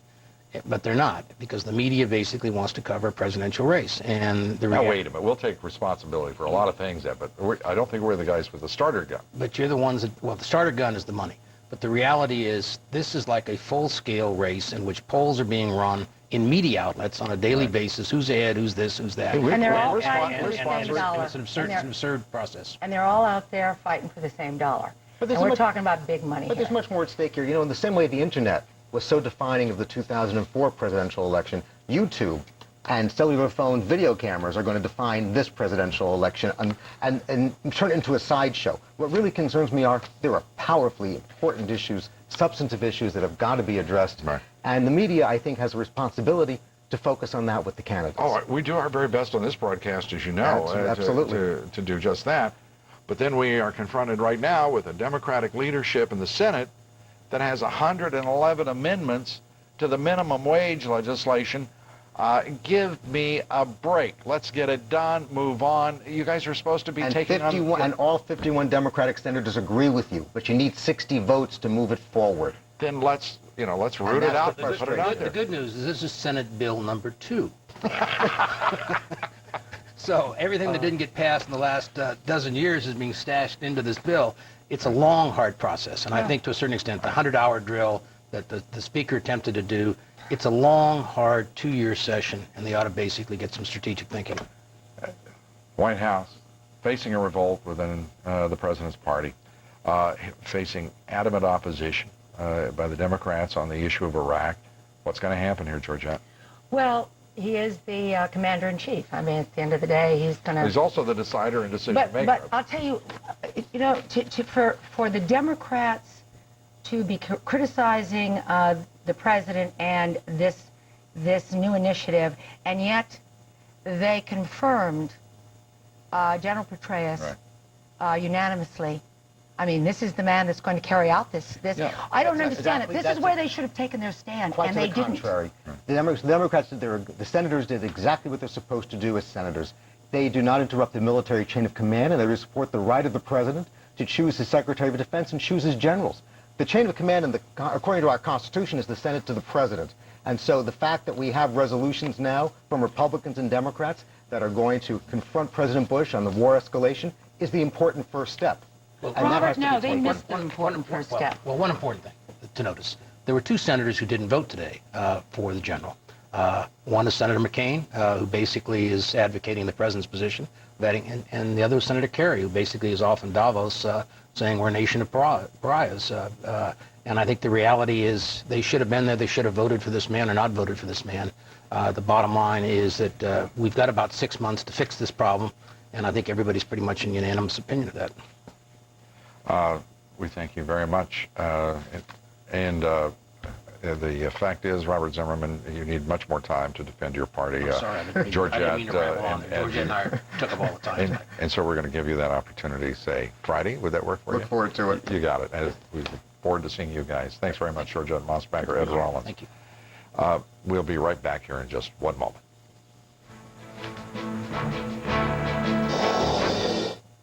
Dreams are powerful.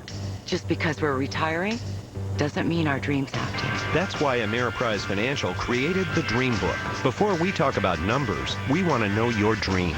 Call 1-800-509-4799 now for your free Dream Book. Then let an Ameriprise Financial advisor work with you, one-to-one, face-to-face, to develop a financial plan to help get you there. Because the best book on retirement is the one you'll write. Head on. Apply directly to... Head on. Apply directly to the forehead. Head on. Apply... Head on. I hate your commercial. but I love your product. Head-On is available without a prescription. New from the makers of Head-On. Introducing Activon. Back pain? Activon. Apply directly where it hurts. Activon Backache. In stores now. New from the makers of Head-On. Introducing Activon. Arthritis pain? Activon. Apply directly where it hurts. Activon Arthritis. In stores now. If you've had a heart attack or have heart failure, inside this little device, you just might find 10,000 more kisses, snow, 200 more football wins. This is an implantable cardiac defibrillator, a device that's always there for you, close to your heart, with the power to restart it in case of sudden cardiac arrest, one of the nation's leading causes of death. ICDs aren't for everyone. They're proven effective in treating some heart rhythm disorders, but only your doctor can say if it's right for you. ICDs are implanted, and as with any surgery, there are potential risks, and physician follow-up is required. In rare instances, ICDs may not deliver appropriate therapy. An ICD could give you many more bedtime stories, tons of hugs, and one more thing, peace of mind.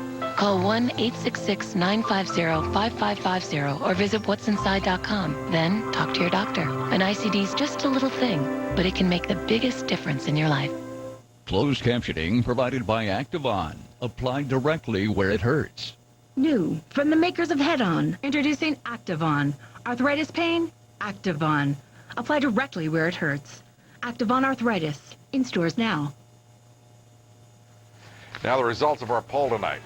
90% of you say the Treasury Secretary and the Bush administration should be focusing on U.S. policies and strategies to alleviate our record trade deficit rather than Chinese policies. In time now for a few of your thoughts. John in Massachusetts said, Lou, let me get this straight. 2 Border Patrol agents are in prison for stopping an illegal immigrant drug smuggler at the border, and the National Guard, who backed away from armed persons who approached them at the border, got medals for backing away.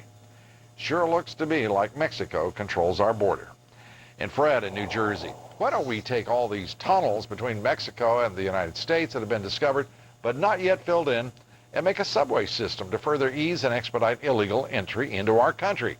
While we're at it, why not make it a high-speed rail system? We love hearing from you. Send us your thoughts at LouDobbs.com, and we thank you for being with us tonight. Please join us here tomorrow when among my guests will be Terry McAuliffe, the head of the Hillary Clinton presidential campaign, author of a new book on the Democratic Party. And for all of us here, we thank you for watching tonight. Good night from New York. The Situation Room begins right now with Wolf Blitzer. Wolf? Thanks very much, Lou. And it's happening right now. Are the United States and Iran already at war on an Iraqi battleground? The Iraqi Prime Minister telling CNN exclusively that both sides should take their